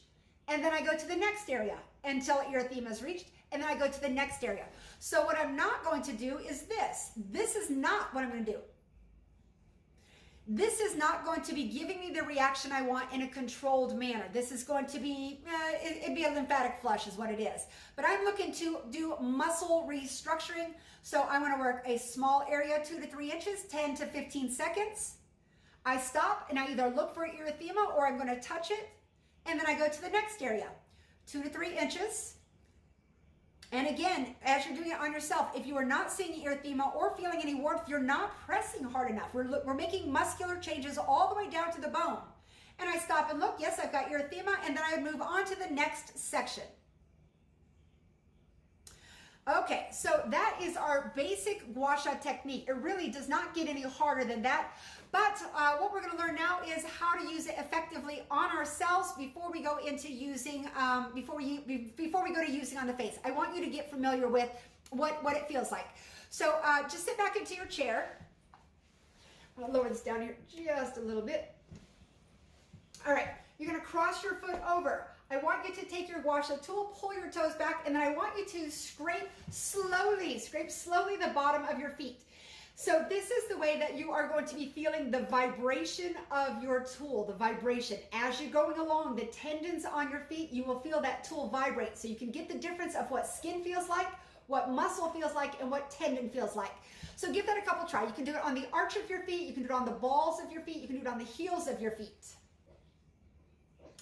All right, so like I said before, you've got a zillion reflex points on your hands. You've got a million on your feet. So all those places, all the reflex points that we worked on our face that are directly correlated with our intestines, it's the same with your feet. When you work your feet, you are also working your intestines. Other areas that we can work this. If you have got calf issues, you would take it right along your calf. If you are a runner, you can do it along your tibialis anterior.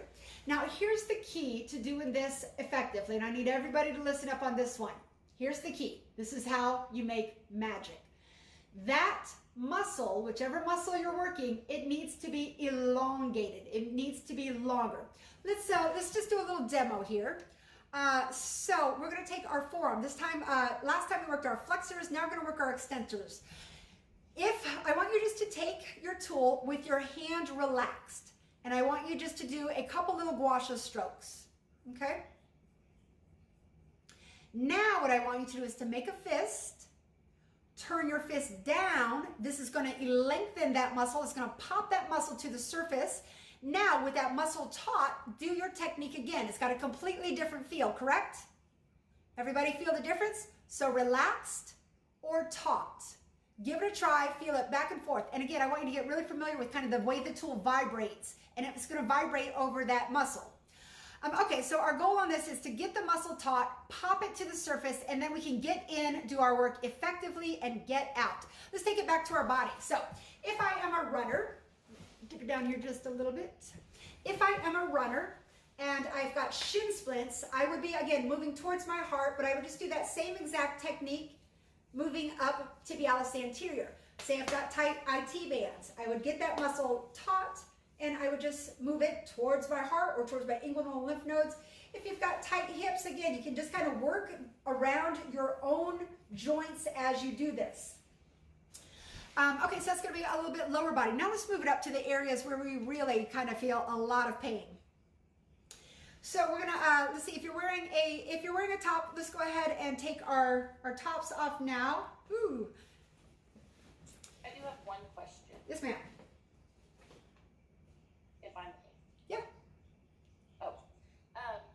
So if you said that active cancer clients. Yes. No. If they're in remission, fine. If they're in remission, you want to definitely get that doctor pre-approval, right? You don't want this coming back on your liability. Right. So as a cancer survivor, I've had lymph nodes removed and in my pelvic area. I know a lot of clients have had breast cancer or possibly have had breast cancer with lymph nodes removed. When you mentioned, like, because it does move lymph. Yeah, for sure. That's a great question. Let's go ahead and talk about that. Okay, so we're going to talk about lymph nodes. Remember I said they're all over. Well, where we're going to be flushing to is our subaxillary lymph nodes. They're right here in our chest. Now, we're going to be starting with a lymphatic flush. And when we do a lymphatic flush, this is what you call an indirect flush. So as I'm moving the fluid down off of my face, flushing it down, it is going to find the path of least resistance, okay? That means, like, if an area is congested, it's not just going to go, oh, I got to stop here. Shoot, I can't go any further. No, it's going to find a different path, and it'll just go a different way. So let's talk about the difference between an indirect lymphatic flush as opposed to a direct flush. When we are doing this technique here, and I'm going on my chest, this is a direct flush out to those subaxillary lymph nodes, okay? Direct flush, which means if I'm compromised in this area, that's not going to be a good idea.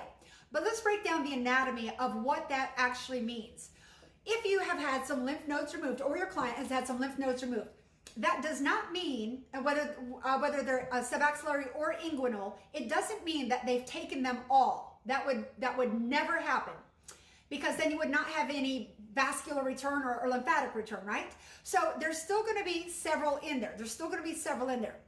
What happens is, it's not so much the problem that the lymph nodes are gone. That's not the problem, because there's others to do the work. There's plenty of others to do the work. The problem is when they go in and start cutting and snipping and pulling things out, that you're developing scar tissue. Now, today we're going to try to be developing scar tissue, but if you have surgery or any type where they open you up, scar tissue is going to develop in that area. So the problem is not so much having decreased lymph nodes or lymph accessibility. The problem is going to be that scar tissue that is inhibiting and limiting that vascular return or the lymphatic return. So the question is, can you do this technique if your client has had some subaxillary lymph nodes removed? The answer is going to be no. If I'm doing a direct flush into this area and it is compromised, it's not going to be good for them. It's going to cause more work for those fewer lymph nodes, and it can cause swelling into their joints. That doesn't mean that we can't do this technique on them, but if the other side is good, instead of doing a direct flush into one lymph node, now I would just take it across the body. To the other side. Generally, when we do this technique, we're going to be starting lateral to the sternum. So I'm going to be starting on the meat part of the muscle. I would just kind of take it light across the bone and bring it all the way across. So does that make sense to everybody? If your client is lymphatic compromised, do not do a direct flush. Do not do this technique into that area. And it's the same thing too. So if you had the inguinal lymph nodes, those are the ones in your groin, and you've had some removed, say you've got a client with diabetes and they're not having good return from their extremities, their feet, which is why their legs turn purple. This is a great technique for them, even if they're in hospice. It's just a real nice technique to get fluid moving. But if you've got compromised nodes anywhere, just kind of do it really, really, really, really light in the upper body. Take it to the other side. Did that answer your question, Terry Lynn? Yeah, so not only do you need to be aware of kind of where are they at post-cancer or lymph, if they've had any lymph changes, but you need to be also aware of the medicines that they are taking to kind of control what's happening with their body. So again, just being aware, starting low and slow, and you shouldn't have too many problems. Okay, so the first thing that we are going to do is a lymphatic flush. As I said, this is a huge lymphatic flush in our body, so we need to open up those pathways. These are the drainage pathways for all the metabolic waste to flow out of. So let me just have you identify your manubrial notch right here in the center of your chest. It's soft in the center. Slide 2 fingers lateral to that, 2 fingers lateral to that. Now you're on your clavicle, right? This is the bone right there. You're not going to be on the underside of the bone. You're going to be on the superior side of that bone. So place your fingers two fingers apart to that clavicle. Now, all I want you to do is just about 25 little circles here. What I'm not doing is moving my skin and muscle, because that's not where my lymph vessels are. I am barely touching my skin. I've got my skin, and those lymph vessels are directly underneath that dermal epidermal junction, so I don't need to press hard to do this. What this is going to do is going to initiate the flow of lymph. I want you to think about it like this. Just go ahead and keep doing your little circles. If you wanted to take gas out of someone's car, you wanted to pull that gas out, what you could do is you could stick a hose into their gas tank, you would reach the end, suck it, and then that would initiate the flow of gas out of the car and into whatever you're going to put it in. It's the same with our lymphatics. This is initiating the flow of lymph. All right, we're just going to do a real quick little lymph here just so I can make sure you've got it open. All I want you to do now is just gently take your fingers across your face and slide them down. Across and slide them down, and do that for your entire face. Really just kind of move anything around your eyes all the way up to your hairline.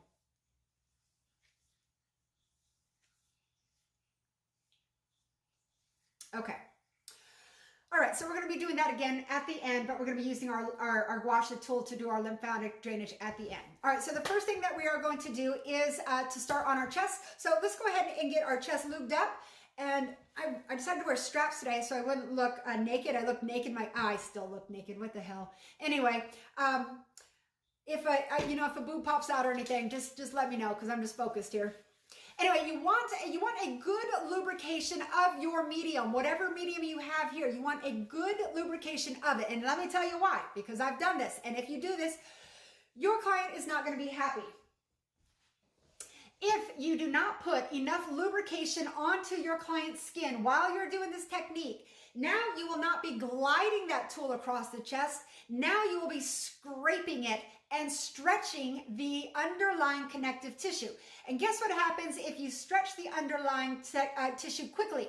It's called a stretch mark. You might be familiar with those. If you give your client a stretch mark during this technique, they're not going to be happy, and you can completely avoid it by just adding the appropriate amount of lube. So, if this is your first time doing it, you may not be super familiar with what that appropriate amount of lube feels like. So you might need to make some adjustments. If it's too slippery, just dab it off and get back in there. But you want to have control of this.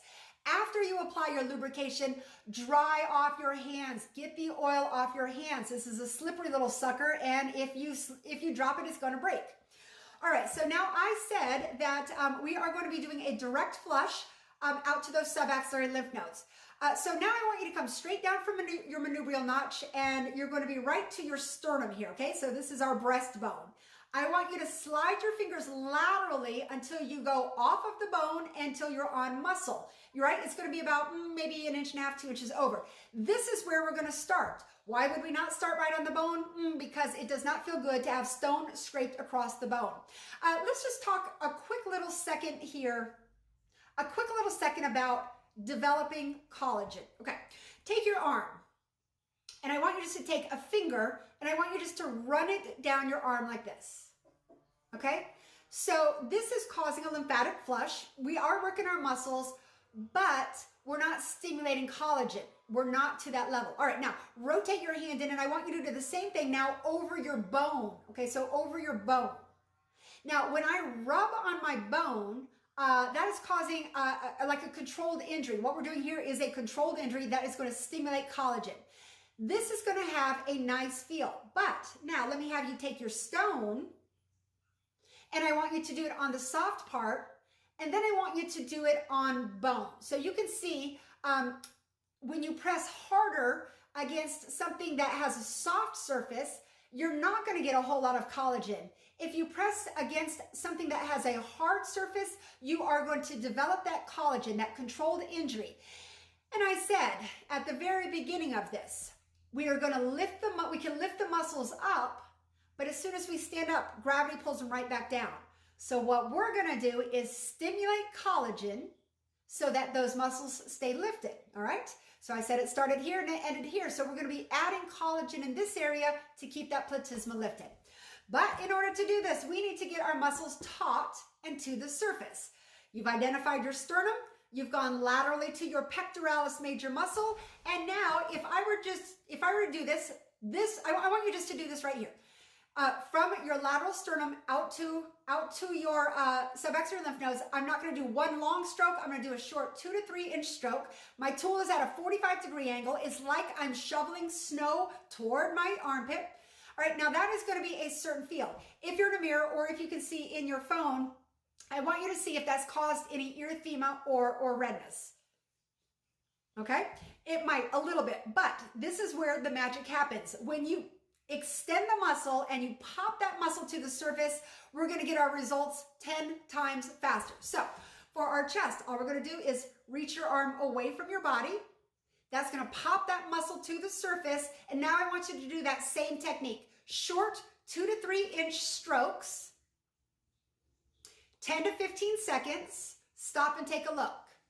If you've got erythema there, you're going to take it to the next area. All right, so hopefully you can feel the difference between a muscle when it is slack or lax, or if you open that muscle up. It is going to be a huge change, and it's going to be no difference for the face. So let's just talk about the way that we're going to hold our tool. The way I do it, and like I said, I had a lot of different tools, but this one was developed just for my hand. It's going to be touching the palm of my hand, and I just softly wrap my fingers around it. What I don't want to do is grip it, all right? What I'm doing there is flexing my flexor muscles, which I already used too much. So this is, I place it into the palm of my hand and I just gently wrap my fingers around it. Now it's a scraping technique. So as I'm scraping, and it feels a little bit different doing it on yourself as opposed to doing it on your client. So we'll learn today on ourselves, but just know your hand will be in a little bit different shape when you do it to your client. But as I'm pushing along, I'll do this as an example. I'm not holding onto the stone. I'm just letting that stone gently push back into my hand with every stroke. So it pushes back into my hand. So I don't need to grip it. I'm just letting the tool, my hand relax as the tool does the work. Okay, so for our first area, pectoralis, a direct flush out to those subaxillary lymph nodes, starting lateral to the clavicle. I'm going to start down low, and then I'm going to do, it's going to look kind of like a ray of sunshine as I work everywhere. Now, this has a certain feel against muscle, and it also has a certain feel against bone. So let me just have you lightly drag that tool against your bone. That doesn't feel good, does it? No, it doesn't. It doesn't feel good for anyone. And there's nothing on the bone that we need to touch. So you need to be aware of your bony landmarks. I want to work underneath that clavicle. I want to work underneath it because that's where all those pectoralis muscles are attaching to, and I want to lift them. But I don't want to work on the bone itself. All right, so let's just do, and we're just going to do one side of our body for right now. All right, so you got it out, you're getting a big stretch. What it looks like for me when I've got my client on the table, they're supine, I just bring their arm to the side of the table and it's gonna lengthen it out that way. When I'm done, I bring their hand back and that's it. All right, so next we're gonna go into our, platysma. Now, make sure that you've got plenty of oil into this area here. This is a lifting technique and we're gonna be working from our superior clavicle to our inferior mandible. All right, so being aware of where your bony landmarks are. So I'm going to be starting this technique right at the superior edge, and my tool's at a 45-degree angle. Now on this one, I'm going to start back as far as I can. So you guys, I want you to do this one on yourself. It is absolute heaven, but I do not want you to get so carried away, especially any massage therapists out there. Don't get so carried away that you give yourself petechia. This is going to be a self-care technique for working your own neck. Tilt your head to the side, look your chin down so that your muscles are nice and tight and pop to the surface. Reach across your body, start as far back as you can. Start down low into your trapezius. Oh, that feels so good. Right? Watch your hand, make sure that your hand is relaxed. Just let the movement kind of push that tool back into your hand. All right, 2 to 3 inches. Walk it back as far as you can. Now let's walk it a little bit forward. Okay, and I want you to stop right there on the muscle. I'm going to talk about a real special area that you're not going to do pressure on. All right, so you can see my clavicle here, and you can see my trapezius here. You see this triangle right here? Can everybody see that triangle? This is where our major veins and arteries are coming through. This is also where we've got nerve central. So I would not do the same pressure as I would on my trapezius or my scalenes as I would into this area right here. So just realize the bigger, the thicker the muscle, the deeper you can go, the lighter, the thinner the muscle, you're gonna definitely lighten up. And also when you get near any bones or joints. All right, so turn your head back. Once you get done with your trapezius, take it up. Now we're not gonna do a full neck stroke, we're gonna do half a neck. It's just 2 inches we're working at a time. Short and effective. Keep your chin down towards your shoulder. And then you're going to take it up just a little bit more. This time on that last stroke, you've got the base of your skull, your suboccipital ridge. You're going to take that stroke all the way up to the base of your suboccipital ridge. That's where everybody has knots and adhesions. So as we're doing this, some of the times it's going to be from lifting and sculpting. Some of the time it is going to be straight on massage work. This is my massage part of it, and it feels amazing to do it on myself, but it also feels really, really good to your client. Alrighty, so that is going to be my posterior neck and shoulder work. Now I'm going to start to work a little bit more anterior. This is going to be my platysma, big, flat, broad muscle. So when I'm doing this, if I were just to do it, say my client's laying on the table and they're looking straight up at the ceiling. This is going to make my skin soft and relaxed. It is going to make my muscles soft and relaxed. And that's not what I want. I want taut skin and I want taut muscles. So what I'm going to do is I'm going to turn my head to the side If my client has a big boobs, for one, if you got big boobs in there, you're going to have to strap the girls down, whoo, like that. Strap them in there tight so that the boobs are not underneath their chin. If they have a lot of neck rolls, you're going to really tilt their chin to the side. You need to get a straight shot. We're going to work 2 inches, 2 inches, 2 inches. And we're going to start at the clavicle and we're going to end at the mandible. So start nice and light, short 2 to 3 inch strokes, 45-degree angle. The scraping edge of your tool should be facing your jaw, 45-degree angles. While you're doing that, I'm going to have you look here for just a second. When I said that we are scraping towards our heart, don't get in the habit of doing this. This is also scraping towards your heart, but it is not going to be causing a rubbing or scraping action. So turn your tool so that it is like scraping snow. Same thing, we're just going to be lifting that skin up. All right, so we're going to walk it all the way around. Now, let's see, we're going to identify one more bony line mark. I want you to take 2 fingers like so, and I want you just to pinch your trachea. All right, this little guy moves. So can you see that? It just literally moves side to side. It's kind of like a bony ridge on that one here. It does not feel good to scrape this tool against your trachea. So identify where that trachea is, and we want to get as close to it as we can. Head turned to the side. We want to get as close to the trachea as we can without going directly over the trachea. This is a really good technique to do if you have a client who stutters. A lot of time it is just a spasm into this area, and it's helped. I've helped lots of people by just lengthening out the muscles in this area. All right, so as I do this, I'm going to start on the back, and I'm going to work my way up 2 to 3 inch strokes each time. Now I want you to realize, good. Okay, so what I'm seeing is a few tools that are looking like this. That tool needs to be at a 45-degree angle. It is never at a 90-degree angle, 45-degree angle. So play around with it until you can figure out what that looks like for you. When you've got a client on your table and you're doing this, you're not going to be sitting behind your chair doing this. I mean, as a practitioner, you always need to be thinking about your own ergonomics. So move yourself around the table until your shoulder is relaxed and your forearm is relaxed as you're doing this. If you're doing like weird movements, you're injuring yourself. So always maneuver your body around the table so that your body is comfortable and relaxed as you do this. Okay. As you notice, as you're coming up here, you need to be very aware of where your stopping is, because it doesn't feel good to do the stroke and each time bang into a bone. It doesn't feel good. So just, lighten up as you get a little bit closer to the bone.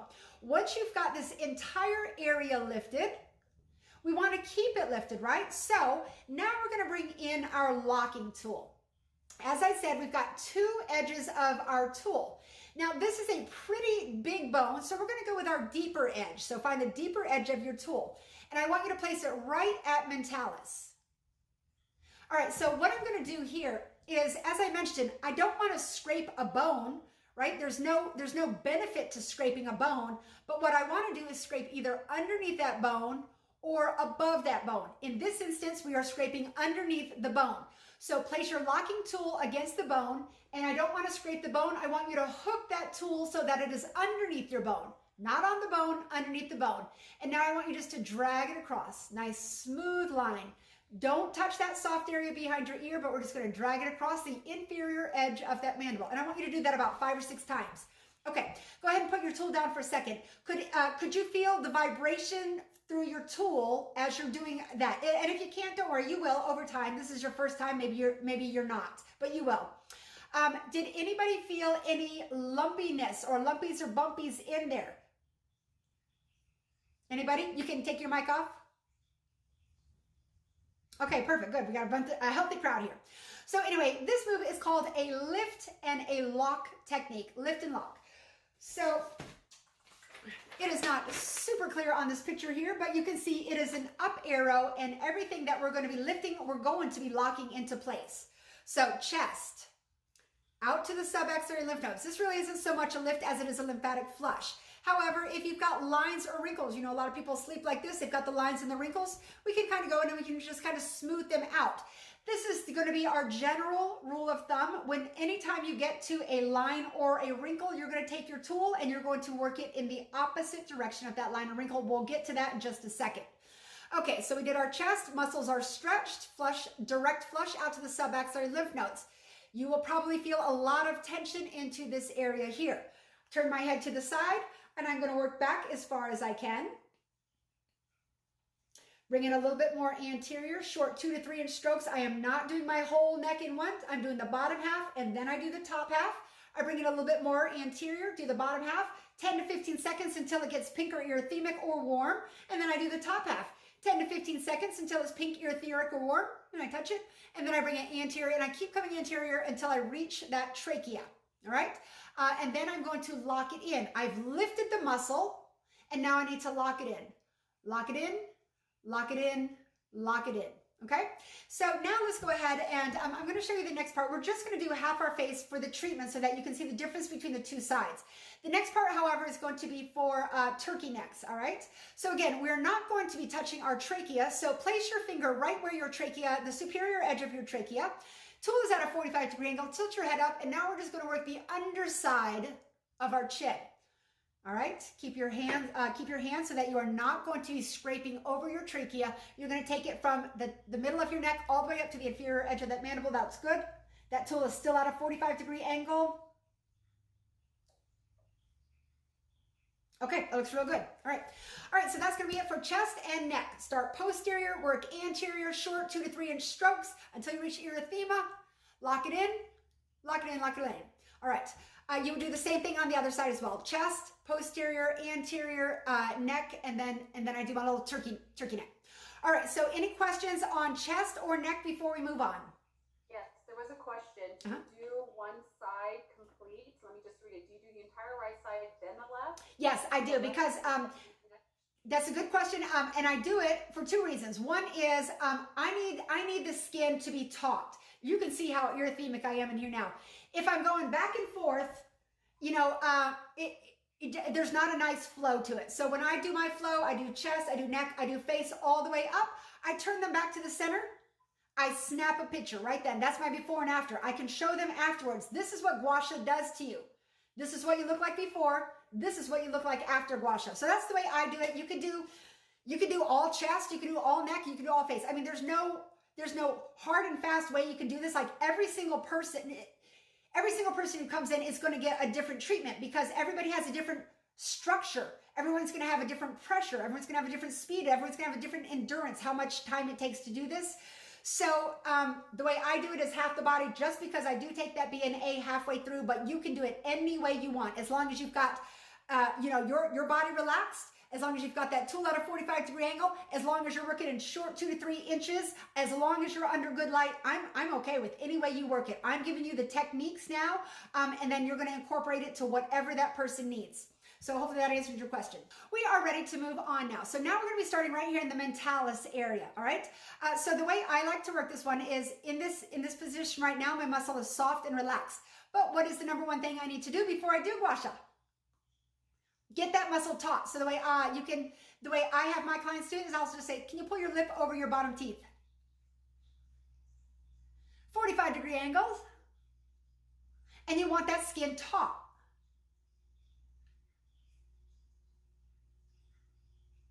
All right, so I always start right at the mentalis. Again, I'm going to do just one half of the face, but you want the muscles taut. So after that, I'm going to turn their head to the side. Now I'm going to be working all of the areas around the jaw, and here our focus is going to be on jowls. Okay, so this muscle right here, our mentalis right in the center here, our masseter, our muscle of mastication, strongest muscle per square inch of our body. It takes a lot. It does a lot, especially if you always chew on the same side. So you might notice as you're doing this, one side is going to feel different than the other. But anyway, so on this one, we're going to be working the jowls. So to start that jowl, this is where the muscle gets soft and flaccid because you don't work it out. It literally just kind of gets soft and weak and goes over this bone. My first one, I lifted that platysma and I locked it in on the underside of my mandible. This next technique, now I'm going to be working on the superior, the top side of it.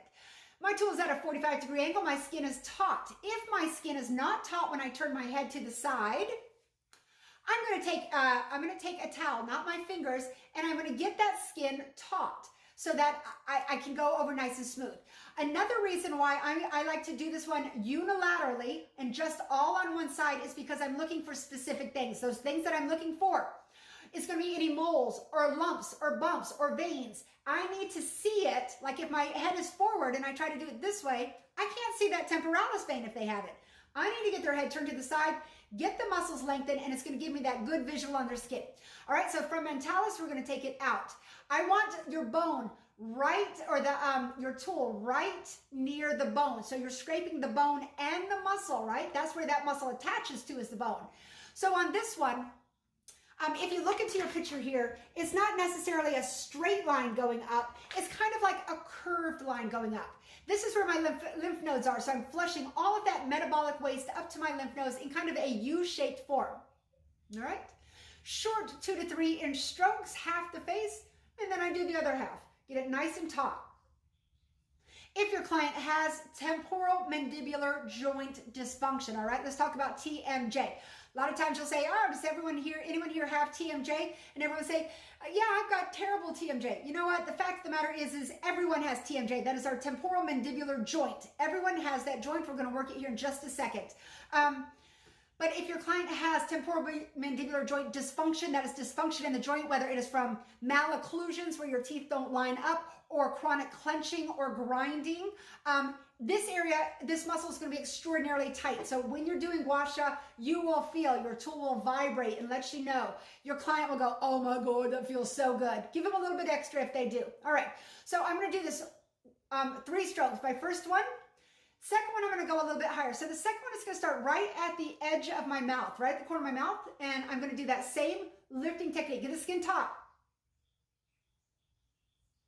Take it up a little bit higher. All right. So here we have got our zygoma. All right. That zygoma is actually made up of 3 bones. On each of these, I'm going to do 3 strokes on this one. On each one, I'm going to be under that zygoma. I'm working the underside of it. So depending on how big your client's face is, maybe they have a big moon face. It might take 4 or 5. If it's an itty bitty person, you might just have 1 or 2 strokes. As long as you are working 2 to 3 inches, however many strokes you need. But you're staying on the underside of that zygoma. We are lifting this area right here. Now, as a lot of people who have resting bitch face, this is where the corners of the mouth actually drop down. And that is just an atrophy of the muscles. So now we're going to try to lock that into a smile. So I want you just to look into your camera nice and close, and I want you just to give me a closed mouth grin. Right? Feel that muscle. Take your finger and I want you to feel the muscle that's engaged. Okay. Carrie, could you pull up the muscle? Picture one more time, please?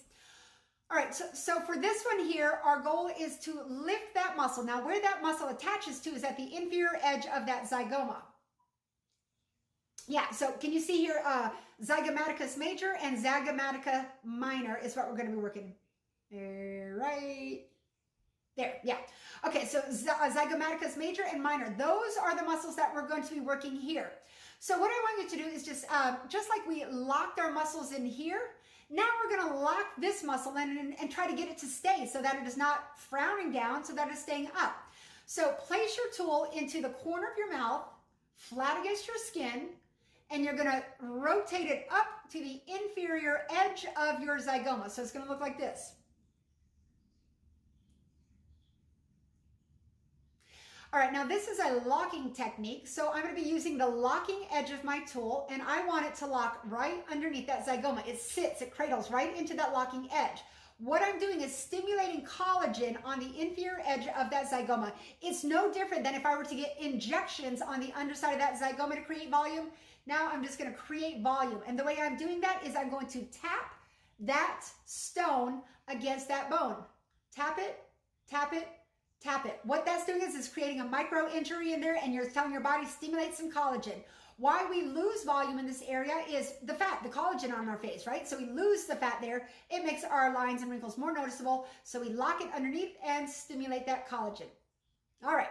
So for the face, turn to the side. I've got my second row, and I've got my third row underneath that zygoma, and now I'm just going to lock it in. Lock it in, lock it in. Come back on the big screen and see the muscles, please. Yeah. Go ahead and take the muscles off. We're good for now. Thank you. Okay, so now we've got our 1 strip, 2 strip, 3 strips, and then we've got our locking movement. Now we're going to move into our lips. All right, so now we're going to be moving in the opposite direction of any line or wrinkle. So on this one, my goal is to smooth out those vermilion lines, vertical lines, smoker's lines or straw lines, right? And I can do this 2 ways.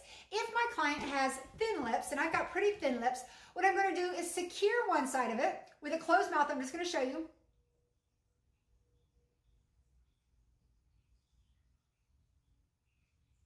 Okay, so I'm just going to smooth out those lines.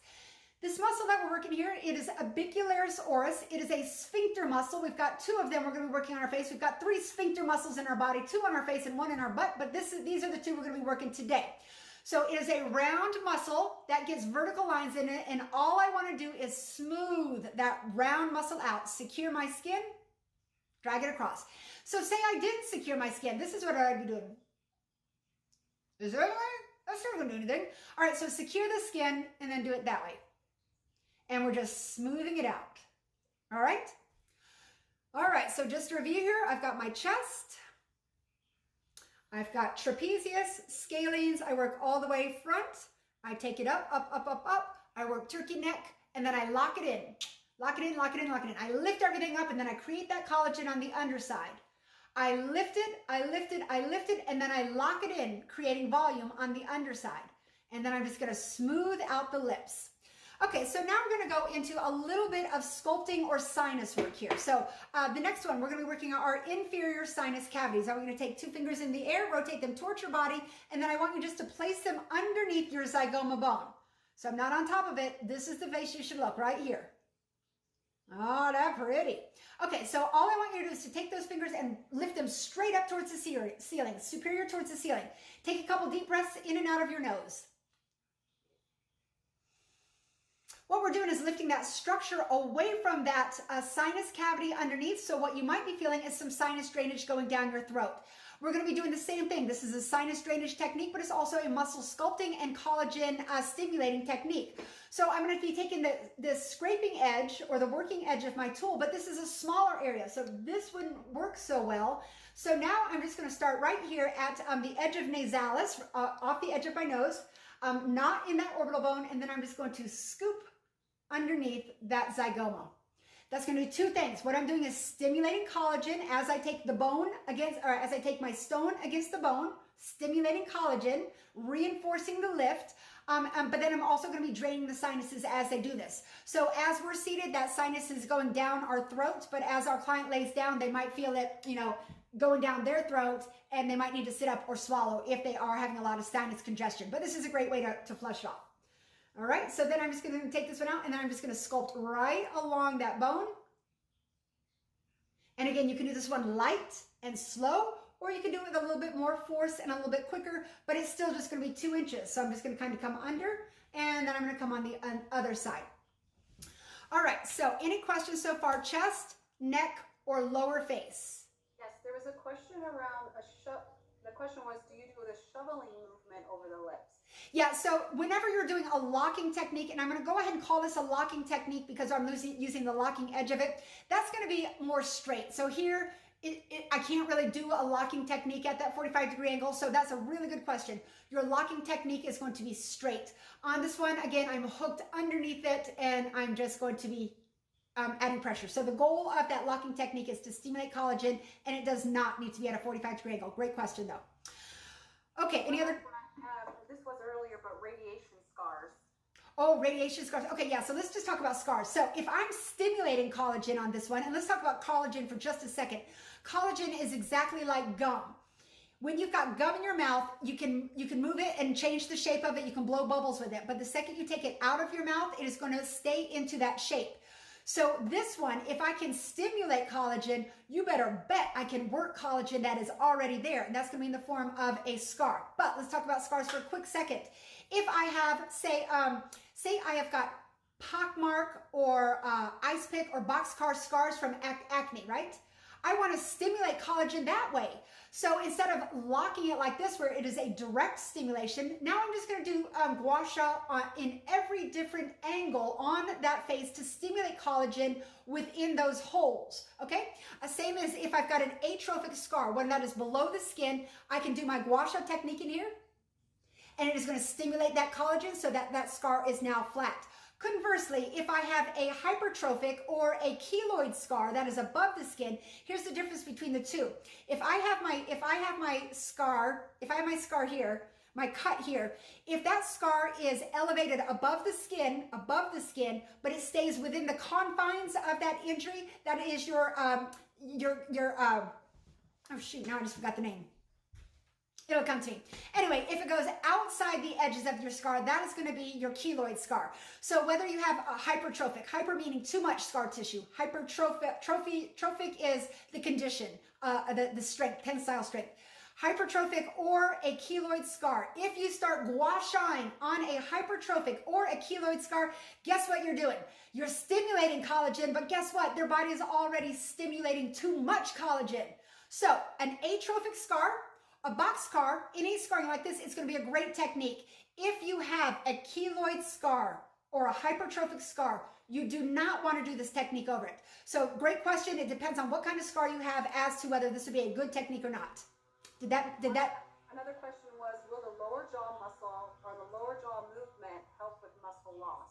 Oh, for sure. Absolutely. Yes. So if your client has Bell's palsy, where they've got, you know, the paralysis of the face or stroke. Remember I said after only 3 days, your muscles begin to atrophy. So this is something that you would want to do on a client if they do have any paralysis or loss of muscle tone.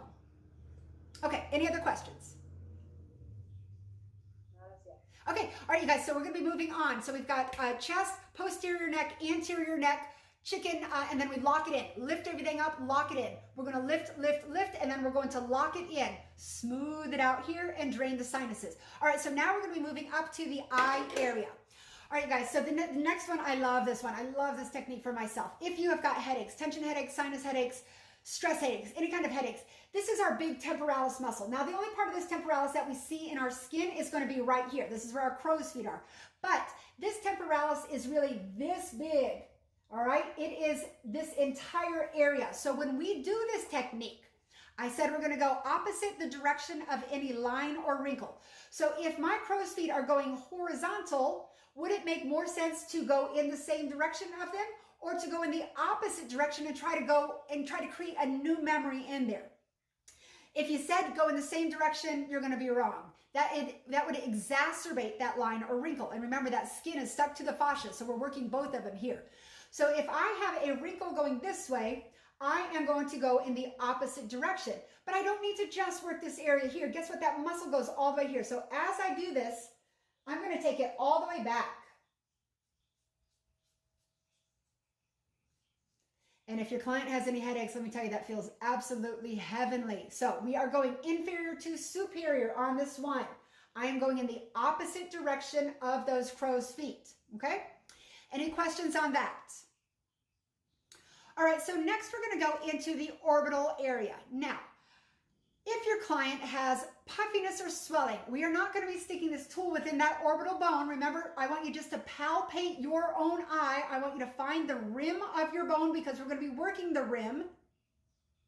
All right, so if your client has any puffiness under their eye, that sinus technique that I did under the zygoma, it's going to be the same here, but it's going to be really, really, really light. Again, I've got lymph nodes out here, so I'm going to be flushing any puffiness out to those lymph nodes.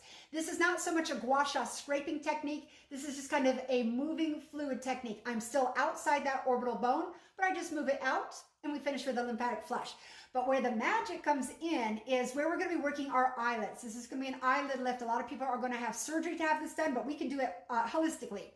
So I want you to take your thumb and I want you to come to the underside of that bone so that you are sticking your thumb into your eyeball. And I want you just to press your thumb along the edges of that orbital bone on the underside.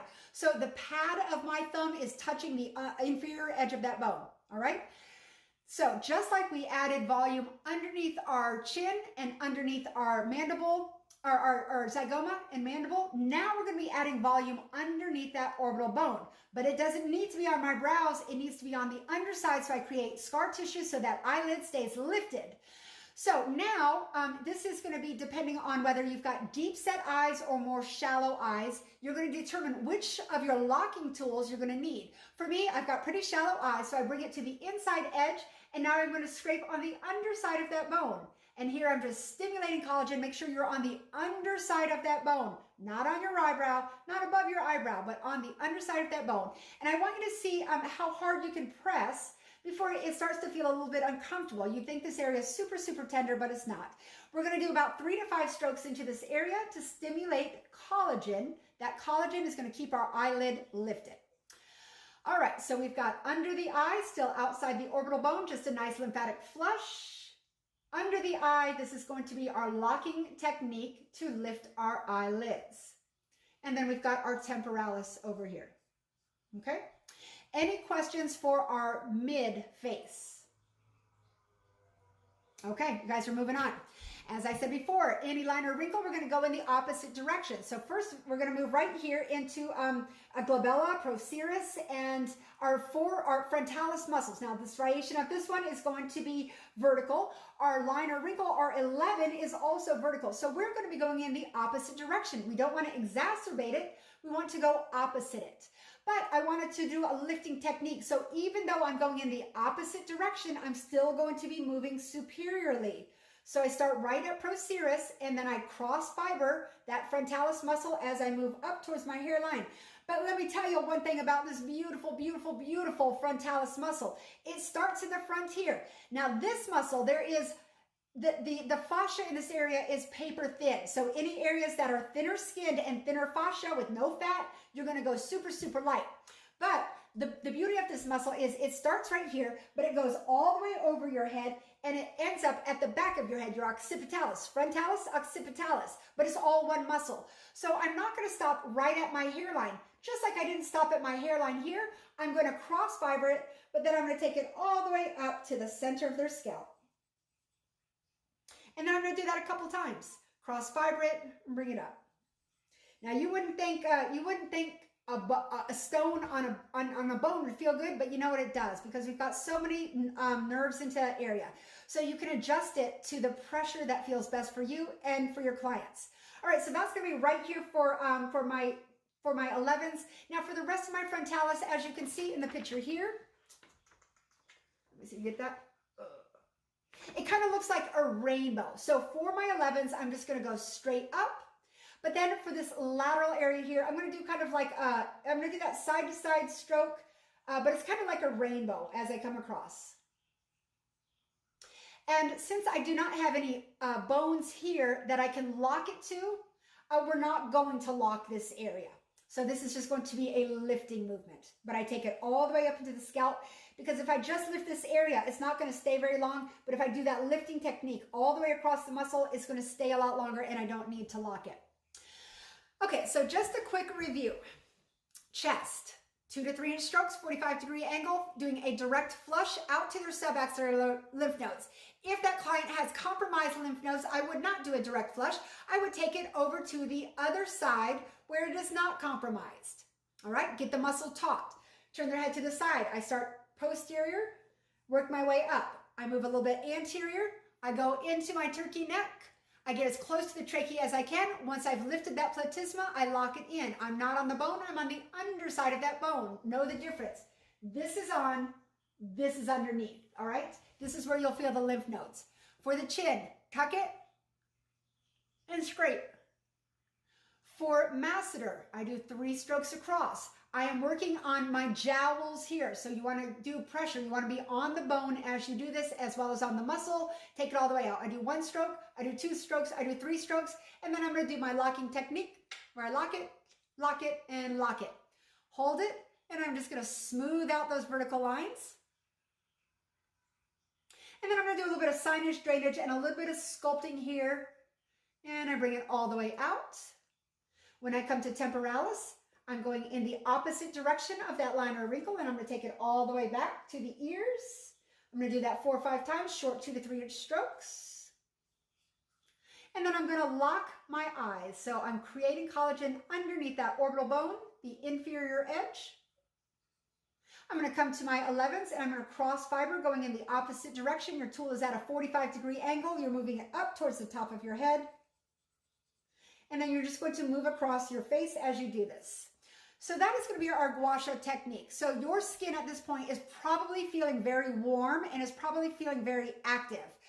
And that's great. We've moved a lot of tissue. We've moved a lot of fluid. So now we don't want to leave it all the way up here. Now we've got to flush it down. So our working edge also becomes our lymphatic drainage edge, and that is just a nice, light lymphatic flush down. We don't want to leave a bunch of fluid on the face.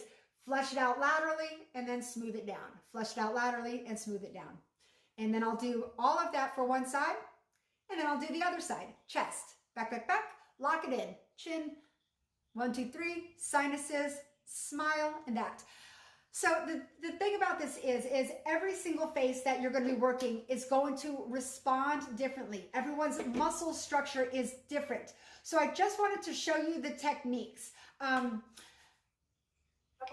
just know that it's going to be different for every single face you teach. So it's not a hard and fast rule for anybody, but just know that we are either lifting or locking, and we finish with a lymphatic flush. Yes, Carrie?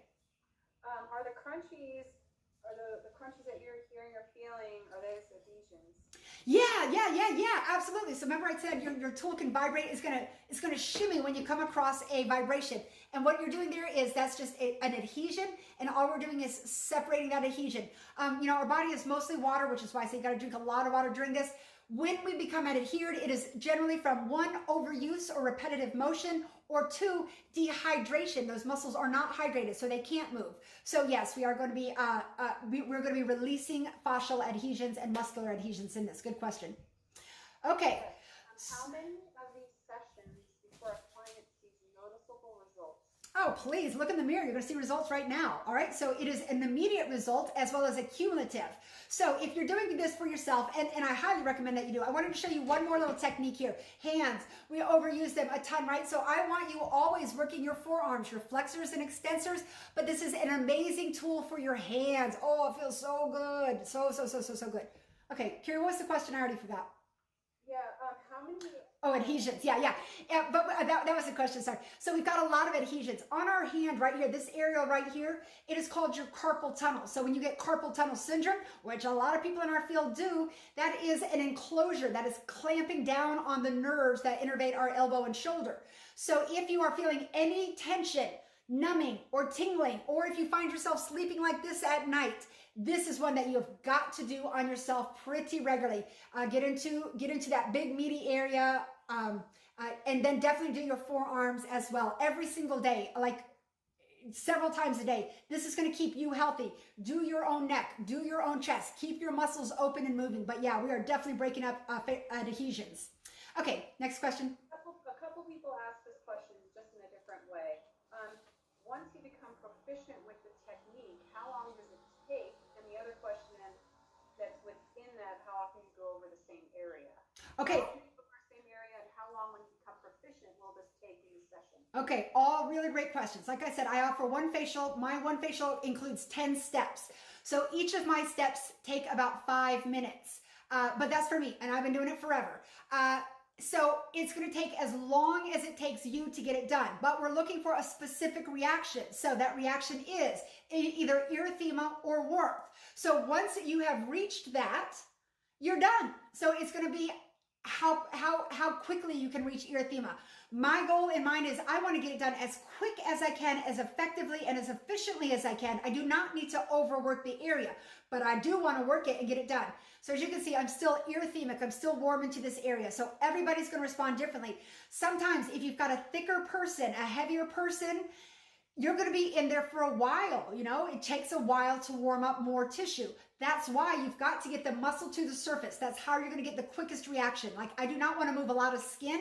I want to get to that muscle. This is a muscle technique. So you're incorporating this in your 10-step facial, but what if you have a 4 to 5-step facial? Yeah, absolutely. You know, and I suggest this to everyone, create a signature facial, one that is absolutely unique and wonderful to you. It can be where did I go? It can be a stand-alone treatment, meaning I can do a Guassage facelift and that can be my entire facial, or I can do this as an add-on treatment. Say they have got, I know, I've got a lot of people who come in with those PDO threads. I don't know if you have any clients with these. It's where they take that, you know, when you get stitches, it's a thread that dissolves. They'll thread your face up. So if a client comes in with PDO threads, that is not a contraindication. The way that works is the same, stimulating collagen. The threads go into the face. Your body recognizes that as a foreign of something foreign in your body, and it encapsulates it in collagen to give your face strength. But a lot of times when they're doing things on the face, whether it's an eye lift or this kind of lift or a facelift, they are working the nerves of the face and they're innervating them, and they cut the nerves off. So this is a really nice technique. My mom had it. She had resting bitch face. She had the one where she lifted, but she lost all sensation here for 18 months. So I had her do this to kind of increase blood flow, to stimulate the muscles, same as if they had Bell's palsy or a stroke. Did that answer the question? Yes. Two more questions. Uh-huh. What about the area where the procerus and the nasalis meets, the line that goes horizontally? How do we move the stone?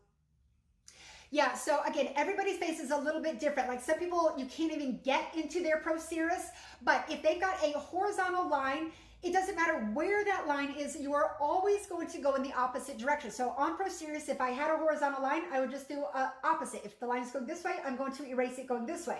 If my line is this way, I'm going to erase it going this way.